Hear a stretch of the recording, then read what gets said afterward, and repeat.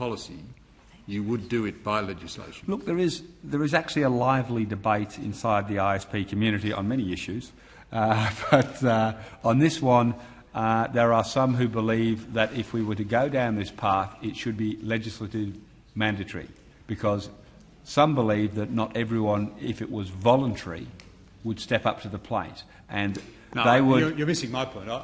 I'm wondering whether there are administrative mechanisms by which, under existing legislation, well, that does go. I'm not trying to be clear, but that really does go to policy advice. If you'd like to get the parliamentary research to do some work for you, then please do. I think it's quite proper for the department to advise this committee with responsibility for this policy The government have a stated policy. What are factually the government have options open to government. The government have a stated policy, and inviting the officers to give advice about. I'm happy if you indicate to this committee that, were you to proceed to implement your policy, you would do it by new legislation. Well, I think I took on notice that question from Senator Ludlam and said I'd take it on notice and get back to you. I appreciate you genuinely may not have been in the room, Senator Minchin, but I actually did take that. So I'd take that on notice and come back to Senator Ludlam. So I think perhaps we've been at cross purposes here. Right. So you're not able to say. No, Senator Ludlam asked me would it require a legislative amendment, and I said I'd come back to him on that. Which I think actually comes off on your question. This is my point. It may factually be possible for a government to introduce this by a range of means. One might be under an existing head of legislation, one might be administrative, it's possible, and that's one why I might be undertook through new legislation. As I said, I think I'm we've happy. You don't want the officers to give us those facts. No. I've taken it on notice. I'm happy to rely on that if you tell us that you would pursue legislation even if you had other means available to you. What I've said is I would take that on notice. I think we've actually been at cross purposes, Senator Minchin. I think perhaps you were genuinely just out of the room for a moment and didn't hear the exchange between myself and Senator Ludlam. So I actually think we've been at cross purposes. I've undertaken to come back and give the committee some advice on that very matter. Okay, thank you. Thank you. Are there any further questions on internet filtering? If not, other matters under program 1.2. Senator Wortley. Thank you, Chair. I'd like to move now to the issue of cyberbullying. And yesterday we heard from ACMA in relation to the establishment of helplines and some professional development programs that they spoke about. What I'm interested in pursuing today are two things. The first one being the purpose of the Youth Advisory Group. Yes, Senator. The purpose of the group is to consider those aspects of cyber safety faced by Australian children, the views of Australian children on the nature of the cyber safety issues and risks they face, and their views on how best, from their perspective, those issues might be addressed. That would enable us to advise government on priority areas of action in the area of cyber safety. I understand that there are 15 schools, is that correct, around Australia? That's correct, Senator. Participating. And they're all high schools, is that right? They're all high schools, yes. Senator. So, I do. How many of the children involved, and I know that when it was announced it was stated there would be 305 involved, how many of those have accessed the online forum? Of the 305 children that are the initial membership of the Youth Advisory Group, as at the 21st of May, 168 of them have logged on to and accessed the Youth Advisory Group online forum. And what has been the reaction of the children to the online forum? Have you had any response from them? They've been very positive about it. The members have posted many compliments to the site. They have applauded its purpose, its operation, its technical attributes.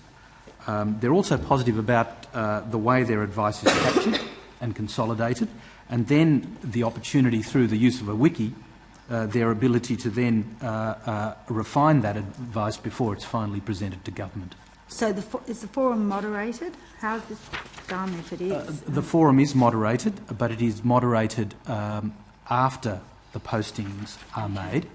That is, if someone makes a posting that might be regarded as offensive, that individual would be contacted privately and there would be a discussion about the posting and how best to deal with it.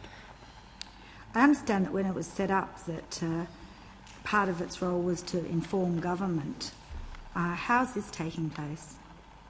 The way we manage the site is both we, and indeed the Minister, who has personally been involved in the discussion forums online, might put up a range of topics for discussion, and the children themselves put up topics for discussion. Indeed, they put up far more topics than we've put up for discussion, and the discussion on an accepted topic by the children is then takes place, and a dialogue occurs between the children on that particular topic.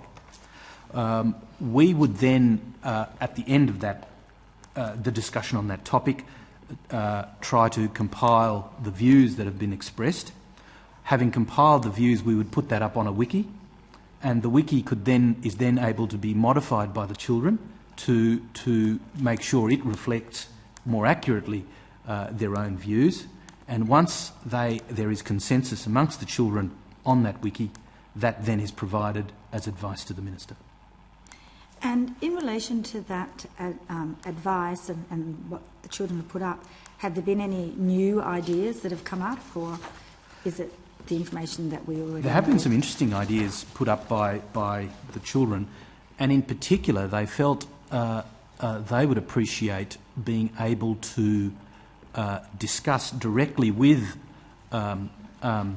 someone from government issues that might arise in terms of cyber safety risks privately, one-on-one, rather than necessarily have to deal with those issues either with their parents. They may feel embarrassed about talking to their parents or someone they know about the issue, but are essentially just seeking advice on how to deal with it without necessarily talking or revealing what's happened to their parents with their parents. That's been an interesting idea that's been put forward. How did they think that could be accommodated? Would there be a central point that?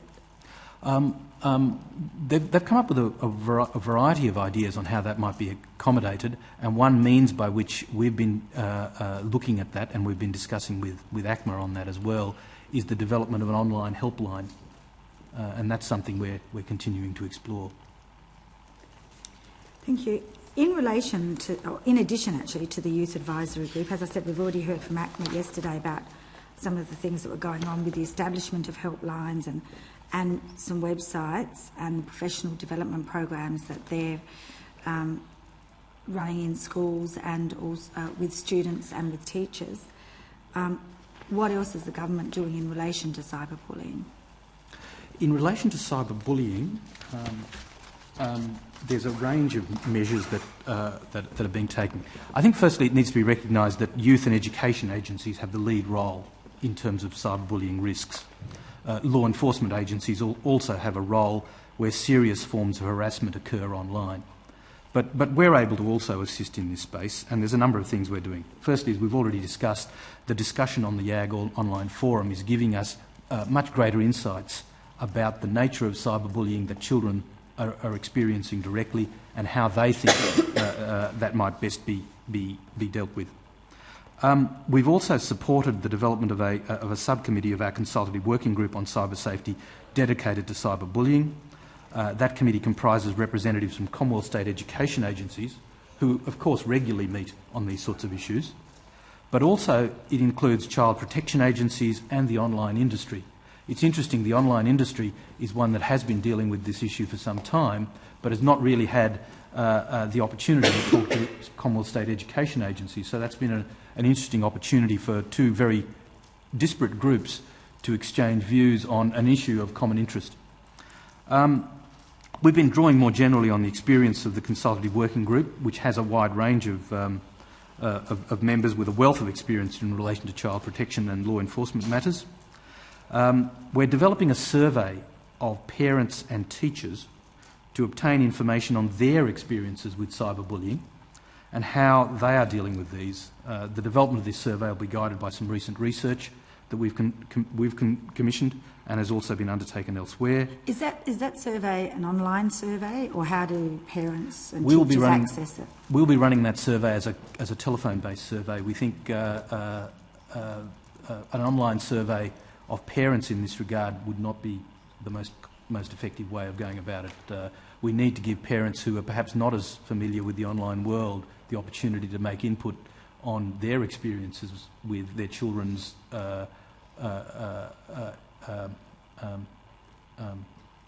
experience with cyberbullying.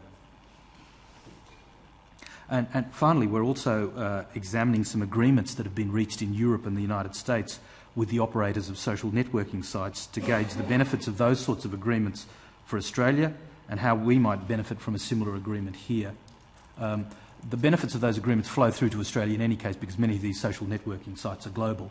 But there is a question of whether there are specific benefits that are flowing through from these agreements to children in Europe and the United States, and how we might be able to benefit from those here.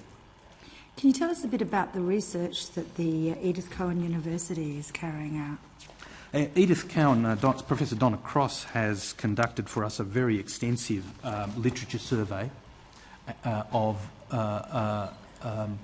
cyber safety, and what that has enabled us to do is to bring together the outcomes of research internationally on a range of cyber safety issues. And what it's also helped us to do is to identify where we have potential gaps in our own knowledge. And as I said, one of those gaps is really a good understanding of the cyber safety phenomenon as experienced by children, parents and teachers. And that's enabling us to then better design the way we survey those issues. Is that survey the repeatable survey that you're talking about, and how is that carried out? That's correct, Senator. We have recently called for tenders to design and conduct that survey. We will be seeking to design that survey drawing on the experiences of, firstly, the Bureau of Statistics, but also ACMA in undertaking lower or smaller surveys in this space. This will be a much more comprehensive survey with a much larger target population, and also by using the telephone as the basis of gathering the information, we think it'll be a much more robust survey than anything we've done in the past. What it will give us is a baseline of understanding of how parents and teachers deal with cyber safety risks, so that we can monitor the way parents and teachers deal with them over time. And just in relation to that then, and the research that's being carried out by the Edith Cowan University, when will the research be released? Will the results of that research be released? Or? The results of that research will be provided to the Minister, we hope, towards the end of next month, and then it'll be the Minister's decision about the release of that research. So at the end of next month, yeah, the Minister will receive it. Thank you. Thank you. Any further questions on cyberbullying before we go to something else under this program? No? Any other issues under program 1.2? Yeah, I've got a couple too. Thank you. I'd like to ask for an update on the budget announcement relating to additional funding for National ICT Australia, or NICTA.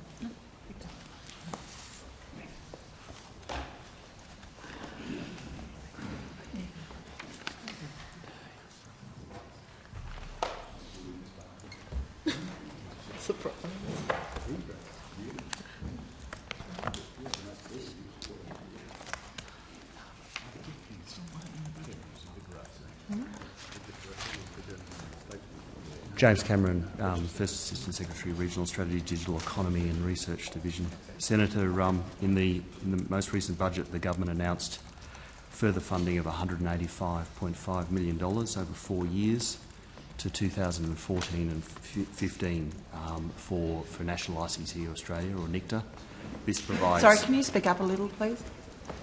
This provides NICTA with a 6-year funding horizon for its operations, and is in addition to $379 million worth of funding that it will have received from the Australian Government by the conclusion of the end of its current funding agreement in 2010-11. NICTA, as I'm sure you'll know, is a world-class information and communications technology research and commercialisation facility that represents an important component of Australia's innovation system. It provides a large, an important national research capacity, which has both attracted domestic and international researchers, including Australian researchers back from overseas. It provides an important base of ICT skills development, including funding of a large number, somewhere between 250 and 300 PhD students over time, and also engages in industry development and commercialisation activities that contribute to our broader ICT capability in the economy. So can you just go through what the allocation was over the next however many years on a year-by-year basis?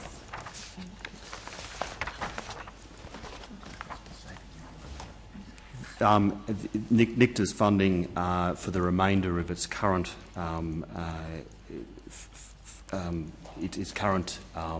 funding agreement will be $51.2 million in 2009-10 for the ICT Centre of Excellence program, and $52.2 million in 2010-11.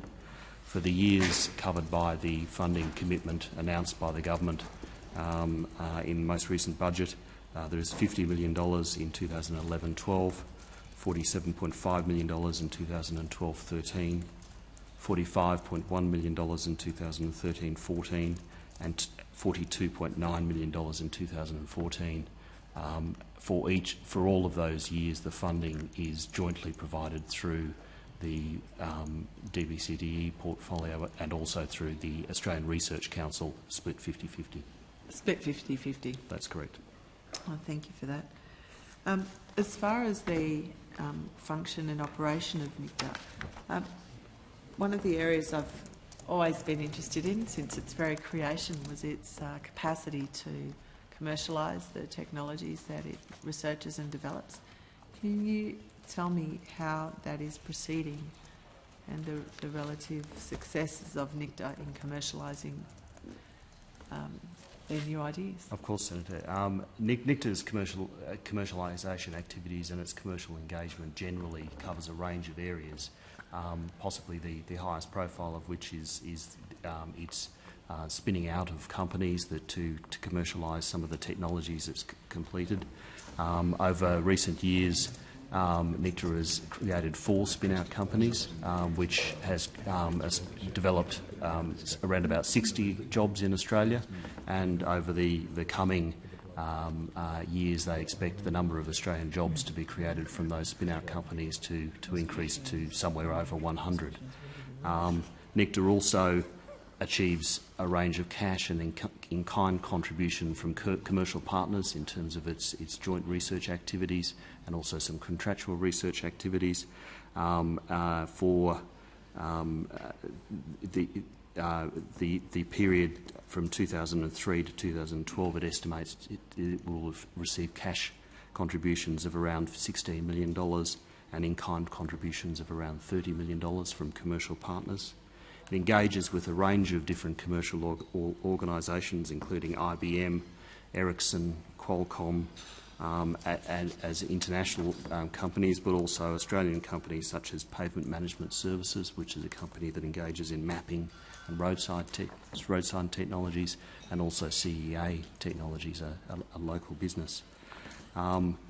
As well as spin-out activities, NICTA engages in the licensing of technologies. In 2008, it licensed 20 technologies or technological developments, and also, as I mentioned before, undertakes a range of contract for service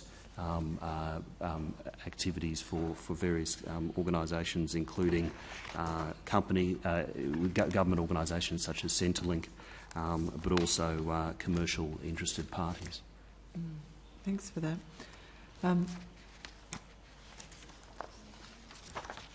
How many PhDs are currently engaged at NICTA? NICTA has forecast that at the end of this year it will have around, at the end of 2008 it had around 300 PhD students. Those numbers do fluctuate over time, but it forecasts it will continue to have between 250 and 300 PhD students for the period up until the end of the current funding arrangements. And clearly the government will need to enter into discussions with it about its target PhD and other commitments for the new funding arrangement beyond that time. Thank you for that. And just in terms of the different nodes of NICTA, can you just remind the committee where the different nodes for NICTA are? NICTA has 5 research labs. 2 of those are in Sydney and 1 each in Melbourne, Brisbane and Canberra. And those labs have been developed in association with its partners, and other contributing organisations, which include 7 universities and 4 full state governments. 7 universities across 4 states. Yes. What universities are they? I'm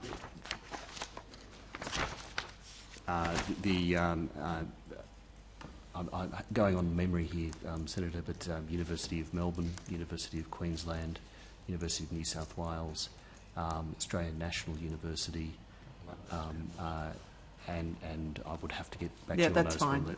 I know it's pretty comprehensive. Okay, that's all I have on NICTA. I've also got a few questions on the digital economy processes. Yes, the don't call register, I assume, is in this program? It is at 1.2, yes, Senator. I did ask ACMA about it last night, but I just wonder if it's possible for the department to give us some background as to why the list is being expanded. ACMA weren't really in a position to do so because their job is simply to charge people for accessing it. But when this was established, I think with bipartisan support. Yes. Yeah. I think we advocated going further, to be fair, Senator Minchin, but we welcomed that after 3 consecutive current affair interviews between Tracy Grimshaw and the empty chair that did happen, that Senator Coonan finally decided to agree. And we had just introduced a bill in the lower house, Anna Burke. And Minister Coonan made an announcement. It probably didn't go as far as we would have liked, but we were happy. Is it always necessary for you to provide such sneering and snide asides, Senator Conway? I'm just giving you a historical rundown of actually what happened. I'm not actually exaggerating. No, you litter your remarks with snide asides. You're capable. No wonder Senator Carter picture mad. On a number of occasions. You obviously. I can see why half the Victorian Liberal Party, Labor Party can't stand you. But, I was actually being generous in suggesting that this register did have bipartisan support, and I thank you for confirming essentially that. But as I recall, or as I'm reminded, there was a quite deliberate, and I accept that the Labor Party may not have agreed with this, but there was a quite deliberate decision to treat this as a consumer-based initiative, and the purpose was to enable consumers, ordinary residents, people at home, cooking their dinner, looking after their kids, to enable them to take some action that would prevent them being interrupted by that sort of cold canvassing. And further, that, in a sense, business-to-business communication should not be affected by this proposition, on the grounds that businesses should be free to, contact each other and sell their wares, and the government should not interfere in the commercial life of the country. Can I ask, I don't want to go to the sort of issue of advice, but are you able to tell us whether there have been a history of complaints from business that has been of a level that has prompted this proposition, that it should be widened? I'm seeking to establish the grounds here because, as I see the Minister says, legislation will be introduced. We haven't considered our position on this. It runs contrary to the position we had in government, but I'm looking for reasons why we would want to support this proposition, given the original intent was not to interfere in a sense, business-to-business marketing and communications. Senator Keith Basgrove, First Assistant Secretary, Telecommunications Network Regulation and Australia Post Branch. The initial impetus for reviewing the exclusion of spam and fax and other measures, I think, originally came up during a review of the anti-spam legislation. The department released a discussion paper subsequent to that and took submissions from a range of organisations. We were particularly looking at two issues. The first was whether it would be desirable and practical to exclude fax material by incorporating it into the Do Not Call register. And the second impetus for this was to try and respond to concerns raised by the emergency services groups that they were in fact encountering a number of calls to telephone numbers set up for emergency calls purposes, which were in fact being targeted by telemarketers, not necessarily deliberately. Was it an oversight not to include emergency services? I think that second one may have been an oversight. Yeah. Mr. Thomas has been more directly, and I'll ask him to comment in a moment. But to go to the basic... I'm more concerned about the business-to-business issue. Yeah. There was an ongoing level of concern about the incidence of unwanted telemarketing calls to small business in particular. Small business, family small businesses, particularly. Yes, particularly small, very small businesses who were simply finding it difficult to cope with. How were you aware of that concern? Through a combination of ongoing ministerial representations, responses to the discussion paper, the issue being raised with us at various public gatherings. It was certainly an ongoing source of complaint. To the extent that there are formal small business organisations, has this been one of their issues? I mean, COSBO or whatever the current, sort of small business industry representation, have they formally put to the government that this should be included in the register? Good afternoon, Senators. Brenton Thomas, Assistant Secretary, Network Operations and Spectrum Branch. Senator, as Mr Basgrove has indicated, there has been ongoing representation from a range of businesses. I'm not aware of any specific small business associations, but since the beginning of the operations of the Do Not Call register, which, as Mr Basgrove has indicated, is focused primarily on domestic users of telephone services, there has been a steady stream of representations, both in terms of ministerial correspondence and also in terms of individual submissions to a discussion paper that the department put out in August 2007 that actually sought for the inclusion of business numbers on the register. In fact, the response overall to the discussion paper, there was approximately 186 submissions brought into the process itself. 75% actually supported inclusion of all the numbers in terms of the change, in terms of business operations.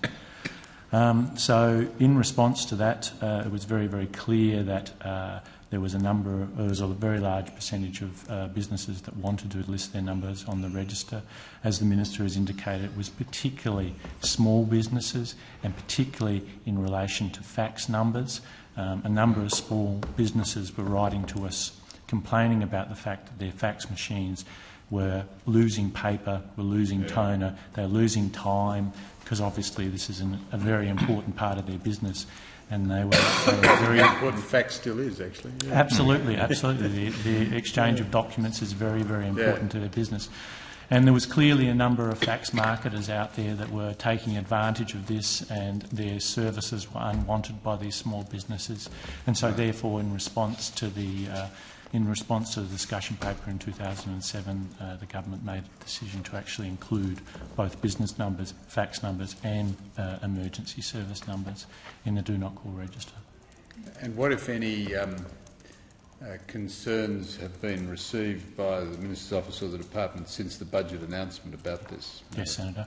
I think probably one of the most vocal concerns has been from the Australian Direct Marketing Association, ADMA. They are concerned about the issue of genuine business-to-business communications.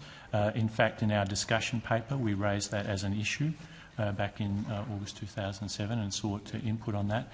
We are actually meeting with ADMA tomorrow and we will be talking to them, and we are looking at a provision within the legislation when it comes forward that will look at an ability whereby genuine business-to-business interaction will still be allowed in terms of the process.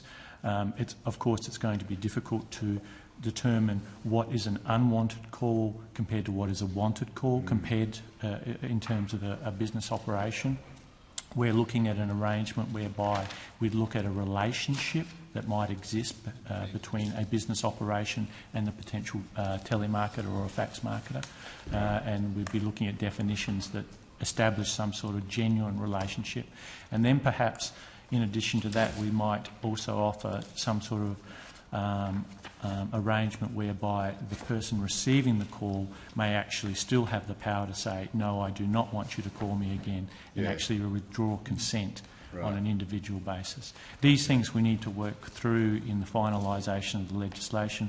As I said, we're talking to ADMA tomorrow. We'll continue to talk to them as we did in the introduction of the original Do Not Call legislation, and we'll certainly be looking at a mechanism that allows genuine, wanted business-to-business interaction to continue. Yeah, the Minister's press release refers to industry consultation prior to introduction of the legislation. What form will that take? I mean, yes, I'm glad you're talking to ADMA, but certainly we'll be talking to ADMA. We'll be seeking through ADMA, who has links to a number of the fax marketers, for example, to talk to some of those organisations as well. And we'll be looking to contact business associations as well in terms of that process. So we'll be looking at talking to all of the stakeholders that we can in terms of this process. We are aware that there are within the business community, as I've mentioned, a large number of people that would welcome the opportunity to register, remembering, of course, this is in fact a voluntary opt-in type arrangement, so no one will be registering unless they want this service. So we suspect that they'll be supportive of it, but like as ADMA has raised a genuine concern, and as we were aware of before, genuine business-to-business interaction is important for the continued effective operation of all sorts of businesses, so therefore we'd be looking to allow that to continue. Yeah, I appreciate it's voluntary, obviously, but I suppose the point from a business point of view is that once this comes into effect, businesses are then going to have to pay to access the register before they do any marketing, aren't they? For fear of, contacting businesses that are on the register and being fined for doing so. Yes, that's correct. I mean, as ACMA explained last night, there is an access fee for use of the register. Certainly the principle behind that is that the telemarketing industry, in effect, is making a return out of their process. Part of their process, though, should be an ability to focus in on those that genuinely want to receive their services. And we're aware, all of us are, I think, are aware, and certainly the business sector is aware of the damage that unwanted telemarketing can do, and so therefore there is a requirement that there be a cost on telemarketing processes as part of the delivery of their service. When are you looking for this to come into effect? What, 1 January next year? Is that the target date? To come into effect, Senator, it actually requires a legislative change to the Do Not Call Act. So therefore we need to bring in legislation that will be subject to the parliamentary timetable. We have, however, immediately commenced drafting processes. Right. The drafting is relatively simple. Yeah. We've been in contact with the Office of Parliamentary Counsel, and we'll be looking at progressing. But you envisage it becoming operative upon passage of legislation? Exactly. It's not a forward start date? Absolutely. It actually requires the legislation. No, but you could legislate in November with a view to it becoming operative from a set date, so that and you could now be saying to business, from 1 January next year, that's right, you're going to have to Well, I'm asking you which course you Well, propose to take. what we'd be doing is we'd be looking at it being operational from the time of the legislation receiving royal assent. So would it be better to look to a specific start date, like a 1 Jan or a calendar or financial year, to give business some greater sense of certainty? That's certainly one thing we could look at as part of the process, Senator. It'd be I appreciate that. Government. And ACMA were indicating that, certainly from their perspective, their view that they should, at least for the initial phase, be lenient. I presume that is also the department's view, that the department would support ACMA in adopting a lenient approach. Absolutely. At least for the first 6 or 12 months of the operation of this thing. Absolutely. The current legislation, Senator, actually allows for effectively a tiered response to a wrongdoing in terms of the process. There is specific warning procedures, then it goes down towards a second warning stage, and then there's penalties that can come into apply for that. As ACMA indicated last night in the introduction of the original scheme, a lenient approach was taken in the earlier stage, accompanied by an education campaign. We would expect that ACMA would be doing exactly that. In fact, I know that is their plan, that we'd be looking at a good education process through this, and that there would be a lenient approach at the beginning of it. Right. No, thanks very much. That's fine. Thanks. Thank you, Senator Minchin. Senators, it being 2 minutes to 1 o'clock, I propose that we now adjourn for lunch rather than start another topic, and resume again at 2 o'clock. Thank you.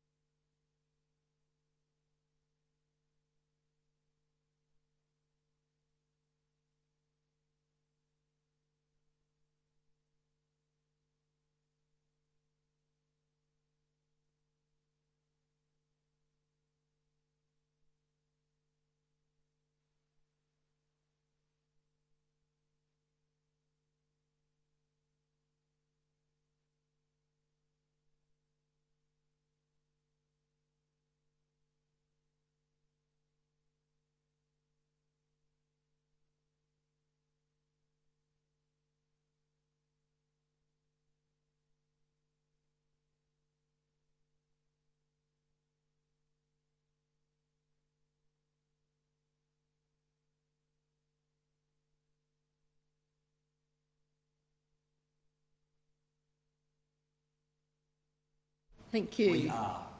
We're still in program 1.2. Senator Lundy. Thank you, Chair. I've got just a couple of issues, but it shouldn't take too long. Can I ask the question, where do I ask questions about the Regional Backbone Black Spots program? Is that 1.2 or is that with That would be with 1.3. 1.3.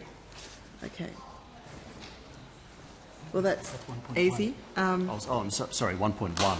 It is 1.1, yes, so that's yes, where we're yes, going. Yes. Yeah, so I'll come to that later. Thank you. Look, the first questions I have relate to the digital economy consultation process. Minister, I note that the consultation draft for the Digital Economy Future Directions paper was released late last year, and that submissions to that draft consultation paper closed on the 11th of February. Could I ask how many submissions were received, and what is the time frame now for the consideration of those submissions and the release of the final paper? Senator James Cameron, First Assistant Secretary, Regional Strategy, Digital Economy and Research. You're correct. A consultation paper of the Digital Economy Future Directions paper was released late last year. That, in fact, followed a number of other consultation processes, including 3 industry workshops and a forum that the Minister held in September.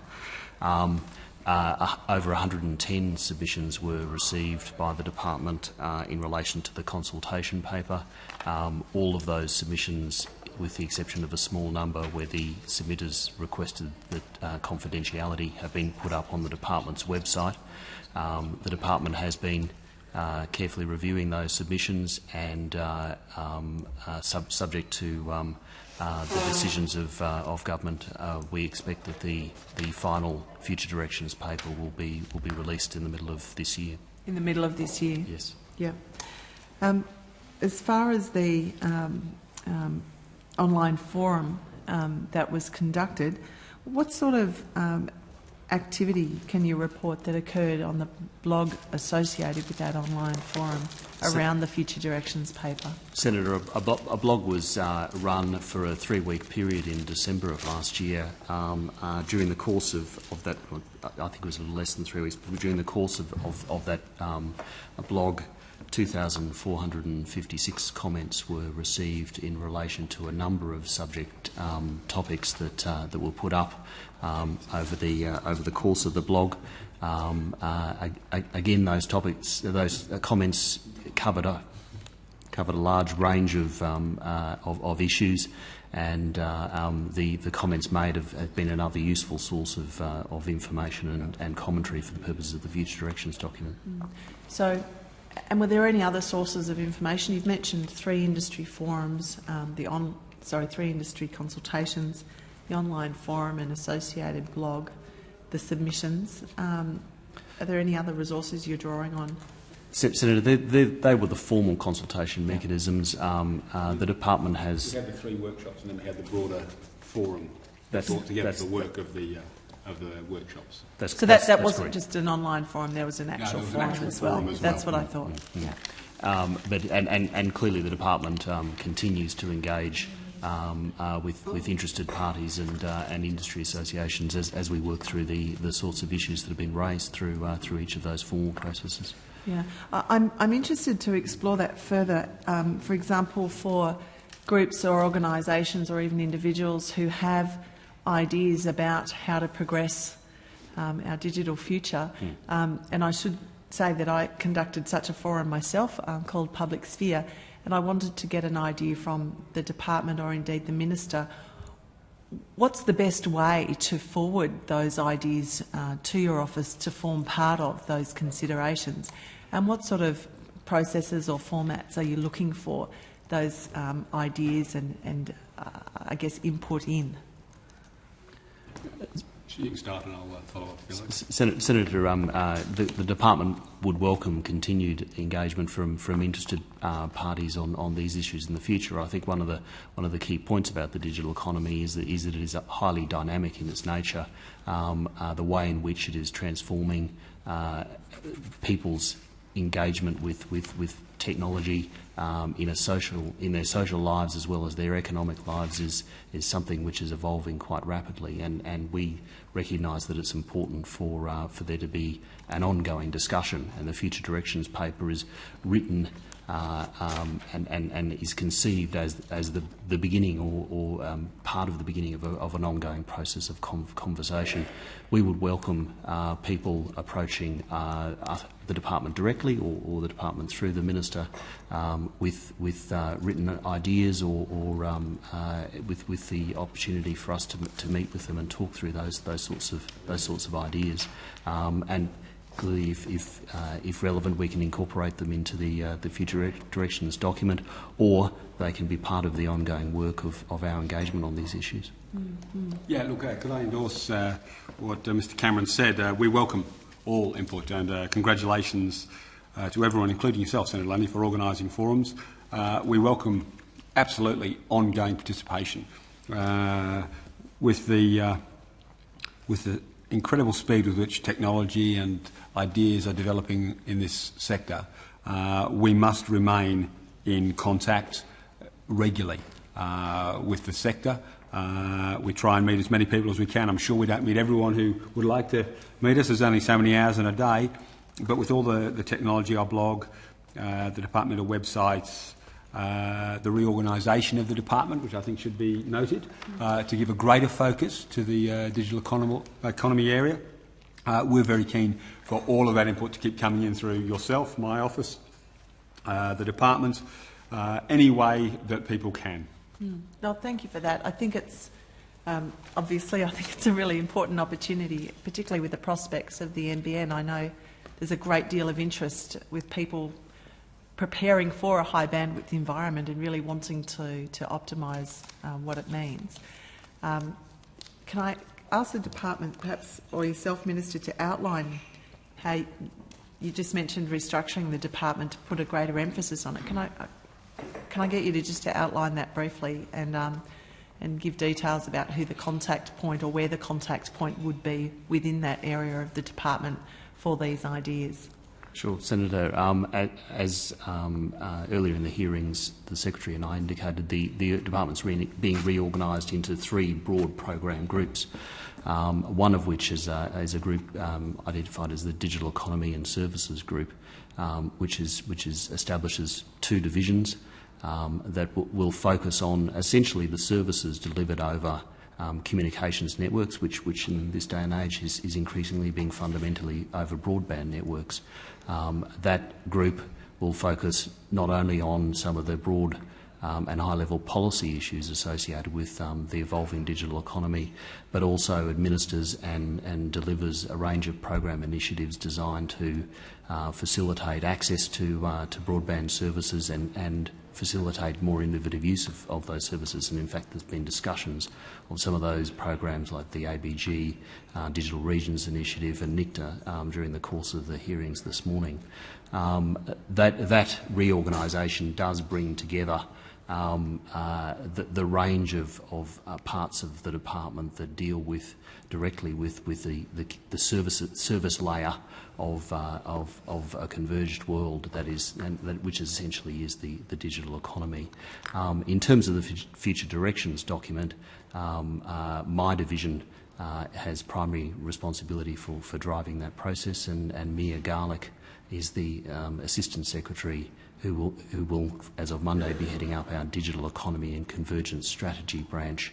And both myself and Mia are probably the most appropriate starting points for people who wish to contact us on those sorts of issues. Look, thank you very much for that. I think that's very helpful, and I'll be taking up that offer. Can I move on to a couple of other brief issues in 1.2 before I conclude? One of them is relating to a TIO program. I think it was called Connect Resolve, the Connect Resolve campaign. I just wanted to ask about that, what it involved, what its status is. Thank you. Mr Besgrove. Thank you, Senator. Keith Besgrove, First Assistant Secretary, Telecommunications, Network Regulation and Australia Post Division. The Telecommunications Industry Ombudsman is an industry-funded body which investigates complaints raised against carriers by communications consumers throughout Australia. The way in which the TIO is funded is entirely a function of the volume of those complaints, and the TIO has become increasingly concerned over the last couple of years that it found itself growing because the number of complaints were in fact growing quite substantially, both the volume of individual complaints and the range of issues that consumers were raising when they did make those complaints. And I should add that complaints which go to the TIO are very frequently those that where consumers have not been able to get satisfaction from the carriers in the first instance. The TIO is what is known as the Elevated Complaints organisation for these purposes. The TIO decided to embark upon a more ambitious awareness-raising and publicising campaign called Connect Resolve, which it launched last year. The Minister participated in the launch of that campaign. It runs over the remainder of the financial year, so it's getting close to its initial conclusion. The purpose of the Connect Resolve campaign is to increase both consumer awareness of the sorts of recourses which they may have if they have concerns in relation to their carrier's performance. But more importantly, it's deliberately designed to engage with senior management of the carriers throughout Australia. I think it is fair to say that a combination of the efforts of the TIO combined with a number of public pronouncements which the Minister has made along with other interactions which the Minister and the Department have had with the industry have certainly caught their attention. And it is certainly the case that the carriers are now adopting a range of measures to deliberately try and train their frontline staff. Certainly we have examples from several of the carriers of quite explicit training initiatives to try and enable frontline staff in a number of the carriers to be able to resolve complaints by customers much more quickly. Secondly, we have a number of undertakings from the CEOs of some of the carriers indicating quite clearly to the Minister that they are in fact actively engaged in responding to these issues. So we are, I guess, guardedly optimistic that this might be getting somewhere. But thank you for that. I think it's important to understand. So how do people who want to be part of Connect Resolve or have a connection complaint that they haven't got resolved, is that's just a question of using the TIO website and the normal processes to contact? The TIO website is a good place to start, but what the TIO will usually ask is, have you first spoken to your carrier? Because, and you know, if the carriers were here, they would say that they already deal with a very large volume of complaints which never go beyond them because they are able to resolve those. The TIO is really there to investigate and seek solutions to more complex or more intractable problems. The concern which the department has had is that despite that, the volume of complaints going to the TIO has been increasing year after year. I've referred a couple of times to the mobile premium services issue. That was a good example where it received much more attention over the last 18 months, in part because of the very significant spike in complaints. So at one point the TIO were fielding about 3,000 complaints a month. Mr Besgrove? Madam Chair, I'm sorry to interrupt, but it is after 2:15 on the second day. We haven't touched the NBN. I just wanted to place one more question on notice. I'm very conscious of the time Senator mentioned. I did say I would only take about 15 minutes. Could you take on notice providing information about TIO complaints relating to pair gain systems? I still get complaints about people who can't access ADSL services because of the existence of pair gain systems and their trouble having that resolved. So I'm interested to follow that up from the TIO's perspective. Certainly, Senator. Thanks, Chair. Thank you. There being no further questions in relation to program 1.2, I'd like to thank those officers for their assistance, and I now call officers from the department in relation to program 1.1, broadband and communications infrastructure. Officers coming to the table. Yes, Ms. Scott. We were asked an earlier question about our response on notice to question 31 about staff training, and I think the question was from Senator Birmingham about who are our providers. So I have an answer to that question now, and I'd be happy to have it tabled. Yes, thank you. I haven't even got one copy, so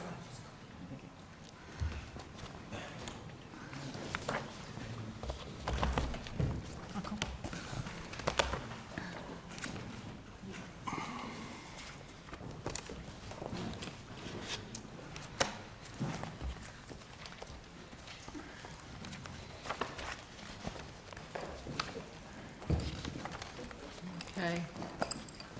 You ready? Yes. Thank you. Sorry, Senator Just before Sorry, we, Senator so Conway. I indicated Minister. earlier I had an opening Yes, statement. you did. I apologise. Away you go, Minister. No problem at all. With the permission of the committee, I'd like to make a short opening statement about the National Broadband Network. Since the announcement on the 7th of April, there has been considerable progress on the implementation of this policy. We have consulted widely with local and state and territory governments, telecommunications companies, electricity companies, the building industry, other Commonwealth departments and consumer groups. This consultation occurred around the proposed regulatory changes, options for rolling out new fibre backbone networks and the Greenfields policy.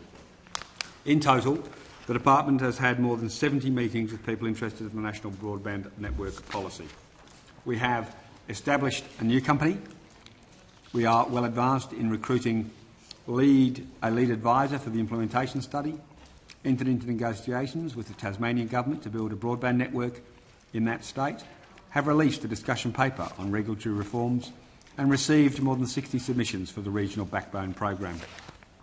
All this activity is directed towards implementing the historic broadband policy announcement this government made on the 7th of April 2009. This announcement followed a decision by government to terminate the NBN RFP process. The decision to terminate was based upon advice from the panel of experts that none of the national proposals offered value for money for the Commonwealth against the criteria set out in the RFP. The government, however, remains committed to the rollout of high-speed broadband infrastructure across Australia. Access to high-speed broadband services is unquestionably in Australia's national interest. It will help to transform the Australian economy. It will change the way people do business with each other and the way Australia can do business with the rest of the world.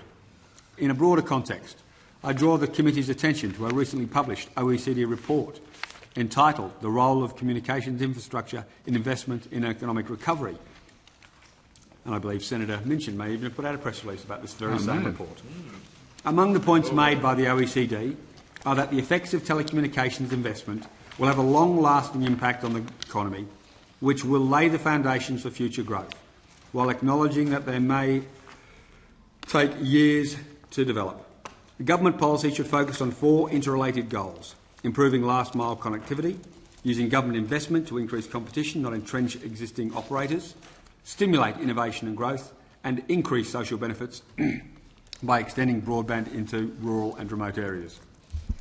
The latest OECD statistics, which rank Australia 16th in terms of broadband penetration and 3rd most expensive out of countries in terms of price, confirm the urgent need for action on broadband in Australia.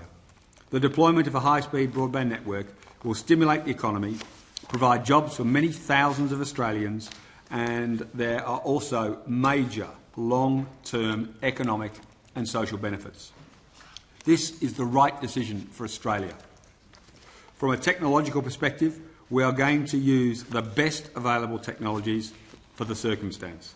We are going to make certain that all Australians can participate in the digital economy no matter where they live or work. And as a reminder for the committee, The essential features of the initiative are that the government has established a company that will build and operate the national broadband network. An implementation study will be conducted to advise government on detailed commercial and operational issues, including options to attract private sector investment in the company. The company will invest up to $43 billion over 8 years to build the network. The company will be a wholesale-only operator. To preserve this, legislation will be introduced to ensure that customers of the network are able to exercise control over the company. For the first time, Australia will have separation between the infrastructure provider of a national telecommunications network and retail service providers, meaning better and fairer infrastructure access for service providers. The high-speed broadband network will use fibre-to-the-premise infrastructure to connect 90% of homes and businesses. Next-generation wireless and satellite technologies will be used to service the remaining 10%. With respect to the company, we have stated that it will operate as a commercial entity. As such, it will have the capacity to issue its own debt. Therefore, for the purposes of funding the exercise, I have said that the total cost of the network will be no more than $43 billion. We are assuming that it could be funded with a 50-50 debt-equity ratio, and that of the equity the Commonwealth will hold 51%. This means that at this stage we are envisaging the Commonwealth's commitment to be in the order of $11 billion. With respect to the total cost, I should make clear that advice to government identified a cost range of $38 billion to $43 billion for the project. While people have expressed a range of views on our enhanced national broadband network vision, no one has seriously suggested that these figures are an underestimate. I note that even the analyst Ian Martin noted in a recent report stated that the government's proposed NBN Co could roll out a passive optical network-based FTTP network to 90% of households for less than $20 to $25 billion. Indeed, we expect that the actual cost to be significantly lower than $43 billion for a number of reasons, including the substantial contingency intentionally built into the estimate. In addition, we expect that there will be substantial private sector investment in this network. This includes the possibility that companies will want to vend in existing assets that can support the national broadband network for equity or some other financial arrangements. This will avoid the need for the duplication of some assets and subsequently also bring down the total cost figure even more. But we acknowledge that there will be legitimate questions with a project of this magnitude. For example, I know many people want to understand in detail issues that go to the heart of the national broadband network rollout and operation.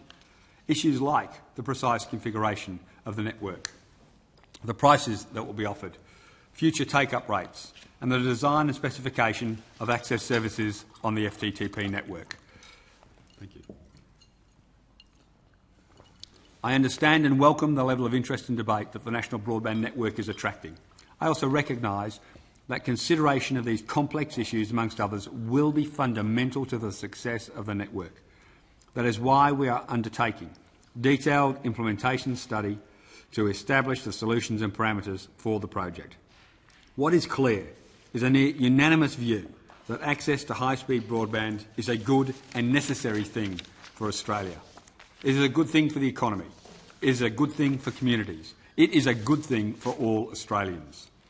While the decision to go ahead and build a national broadband network had to be made now, it will clearly take some time to roll out. We have said we see this project taking 8 years to complete. In the meantime, there are a range of challenges in the industry that need to be addressed. The second major element of the government's announcement was the commitment to improve telecommunications regulation to make it work more effectively, particularly in the transition to the NBN environment. The government has released a regulatory reform discussion paper which canvasses options to improve competition and strengthen consumer safeguards in the period leading up to and during the deployment of the national broadband network. The government does not favour any specific reform option, but is committed to ensuring the regulatory framework is effective in promoting the long-term interests of end users without imposing unnecessary burdens on business. Submissions to this process closed on the 3rd of June, and the Government will be making decisions on the nature of any changes following careful consideration of the submissions. I would like to comment briefly on the choice of technology. In some circles, there is a debate about the merits of wireless technologies versus fixed technologies, and about the merits of fibre to the premise versus fibre to the node. The Government has received advice on the technical suitability of FTTP from a range of high-level sources. The overwhelmingly strong view of this advice was that FTTP is the technically superior broadband solution. Advice from CSIRO stated, of all the technologies available, FTTP delivers the highest dedicated speed to the end user. The Defence Science and Technology Organisation has stated, this technology is the most future-proof. It is the only technology expected to meet the user demands of 2020 and beyond in urban and suburban environments. NICTA, NICTA advised FTTP is the most future-proof technology. Based on that advice and that of our panel of experts, we are now progressing with an FTTP solution to 90% of homes and businesses. The Government has also received advice that different technologies were better suited to different geographic areas. In effect, in a country like Australia, there will be a role for wireless and satellite. Hence the decision to use a range of complementary technologies suited to the Australian environment, something that the panel of experts supported. Having made the announcement, we have now made good progress in the implementation phase. The Regional Backbone Black Spots stakeholder consultation paper was issued on the 23rd of April 2009. During the course of the consultation process, face-to-face meetings and teleconferences were held with in excess of 40 different parties. These included operators of backhaul networks like NextGen, Optus, Telstra, AAPT and ARNet. Service providers that require backhaul services to enable delivery of retail services like IINet, Vodafone and Internode. Electricity, gas and water utilities like Ergon, Country Energy, Powerlink, Powercore, Electronet. Rail operators like Queensland Rail. Telecommunications equipment vendors with skills in network design and operation, Nokia Siemens, Huawei, Nortel and Alcatel-Lucent. Civil engineering firms with skills in network design and construction, like Abbey Group and Vision Stream. State, territory and local governments, all the states and territories except the ACT and Tas, and business and consumer representative bodies. The Department has now received submissions in response to the consultation paper that these have been posted on the Department's website. A process is now underway to consider the submissions and determine, based upon the feedback from industry, the priority backbone black spots that might be funded through this program. We have now entered into negotiations with the Tasmanian Government over the rollout of high-speed broadband in Tasmania. My department has had a number of productive meetings with the Tasmanian Government. Our plan is that the Tasmanian Government, in conjunction with Aurora Energy, will construct a fibre-to-the-premise network to deliver speeds of 100 megabits to 200,000 Tasmanian households and businesses. The remainder of premises will be served by next-generation wireless or satellite services offering speeds of 12 meg or more. Because this is a subject of ongoing commercial negotiations, there is little more that I or officials can say with respect to Tasmania at this stage. The National Broadband Network Company and Implementation Study. The company has been established with an interim board made up of senior public servants with appropriate skills and experience to manage the company in its infancy. Establishing a company is a major exercise and it does not all happen instantly. The first task, and the one that the company is currently working on, is getting in place the systems and structures to allow it to operate. In terms of a permanent board and management, an executive search firm is being engaged to recommend names to the government for appointments in coming months. Immediate steps were taken to engage advisors to conduct the implementation study. The implementation study will be multidisciplinary, including involvement from commercial, technical and legal advisors. It will examine detailed engineering, commercial and structural issues for the project. The study will determine the operating arrangements, detailed network design and ways to attract private sector investment. The study will necessarily examine the precise costs of various project components such as equipment, engineering, work and rollout. It will also examine the opportunities for NBN Co to support services we expect today and those that will arise in the future, such as smart grids and e-health. It will also look at ways to provide procurement opportunities for local businesses. It will provide further opportunities for industry experts to share their views and expertise. Expressions of interest were lodged on the 19th of May, and in coming days a request for tender for the lead advisor role will be issued to a selected group of firms. We anticipate the lead advisor being in place by the end of June and the implementation study ready to report to government in early 2010. Considerable activity has occurred with respect to the regulatory reform discussion paper, as well as the proposal to require the rollout of fibre to the premises in greenfields. As I've mentioned, submissions on the regulatory reform discussion paper are due on the 3rd of June. To help with the development of submissions, the Department has been engaged in an extensive round of consultation, meeting over 30 organisations, including telco companies, the regulators, ACCC and ACMA, consumer representative groups and user groups and peak bodies.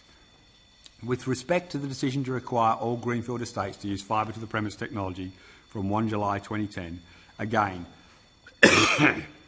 excuse me, the Department has undertaken extensive consultations with more than 30 organisations, including local and state governments, planning authorities and representatives from the building and developer industries and the telco industry. These initial discussions informed the consultation paper, which will be released shortly and will set out the government's proposed approach and seek views on a number of the technical implementation issues which need to be addressed as part of the initiative. The government made an historic announcement on the 7th of April and has been working hard since then to progress the implementation. Now that the RFP process has been formally terminated, we are, unlike in previous estimates, not as constrained in how we answer questions. Oh, hooray. Thank you. However, I would note that... However... There we go. Welcome, Senator Nash. I didn't see you come in there while I was doing my opening submission. However, I would note that Senator Nash's questions in particular will note that the details of the proposals submitted and the evaluation of these proposals remains confidential. We will not therefore be detailing the contents of either the panel's report to government or the proposals themselves or the ACCC's individual and comparative assessment of the proposals. I also ask that you respect the fact that we are in commercial negotiations with the Tasmanian Government. Thank you for your patience. Thank you very much, Minister, for that opening statement. Now, Senators, I'm aware there's a lot of questions from a lot of senators, so I will allocate time as fairly as I can. Senator Minchin. Thank you, Madam Chair, and thank you, Minister, for your 20 minutes of spin and your generous acknowledgement that many of us have questions that we may want to ask. I would try and suggest that we approach this chronologically, and I will endeavour to do this in a chronological fashion. So I want to start by thanking the Department for its answers to questions on notice with respect to the NBN panel's activities and costs, that being the starting point, the expert panel. I understand the NBN task force employee expenses were $3.4 million. Is that correct? Senator, I might get you to refer to the question that we answered, and I'll have my numbers in front of us. That's my understanding, and you also advised that... What number is the question that we answered? Oh, I haven't got that number. Oh. But I understand the panel cost was $703,000 as well, and that panel members were paid $375 per hour. Just could you confirm that the $375 per hour is the deemed rate, that there was no special arrangement with these panel members, that is the deemed rate approved by the relevant authority? And I'd also like you to supply us with the total remuneration for each of the non-government members of the panel. We know they earned $375 per hour. What did they each get paid for their service on this panel? Could you also confirm the total cost of the whole RFP process? The budget for the process was doubled from $10 million to $20 million. I'd like to know, if not now, then later this afternoon, what the total cost of this failed process was for the taxpayers. Are you able to supply me with any of that information now, or would you like to come back later this afternoon? Senator, we can address one of your questions, which is about the $375 per hour. Yeah, Just introduce yourself. Sorry, Colin Lyons, Deputy Secretary, Infrastructure Group, Department of Broadband and Communications. I can confirm that was the amount paid to panel members. the amount was an amount per hour for actual work done and hours performed, and it was a rate that was set based on the need to get appropriate expertise and experience on the panel, and it was an amount that was consistent with precedent. Is that a REM tribunal amount? The REM tribunal there was no need amount? for a REM tribunal determination in relation to that. No, you just decided that that's what you'd pay them. It was based on precedent. It was based on precedent. That's what you paid those sort of people before. That's right. Are you able to tell me how much each of the non-government panel members actually got paid? I don't think I've got that information. Well, if you could get that for us later this afternoon, that'd be helpful. Yeah, we'll get that information. We'll take Are you on able to? Yeah, sorry. Tribunal, it was based on precedent. Was the precedent based on the REM tribunal? Could I perhaps offer some information for you, Senator Nash, seeing as you want to talk about precedent and you've asked about it?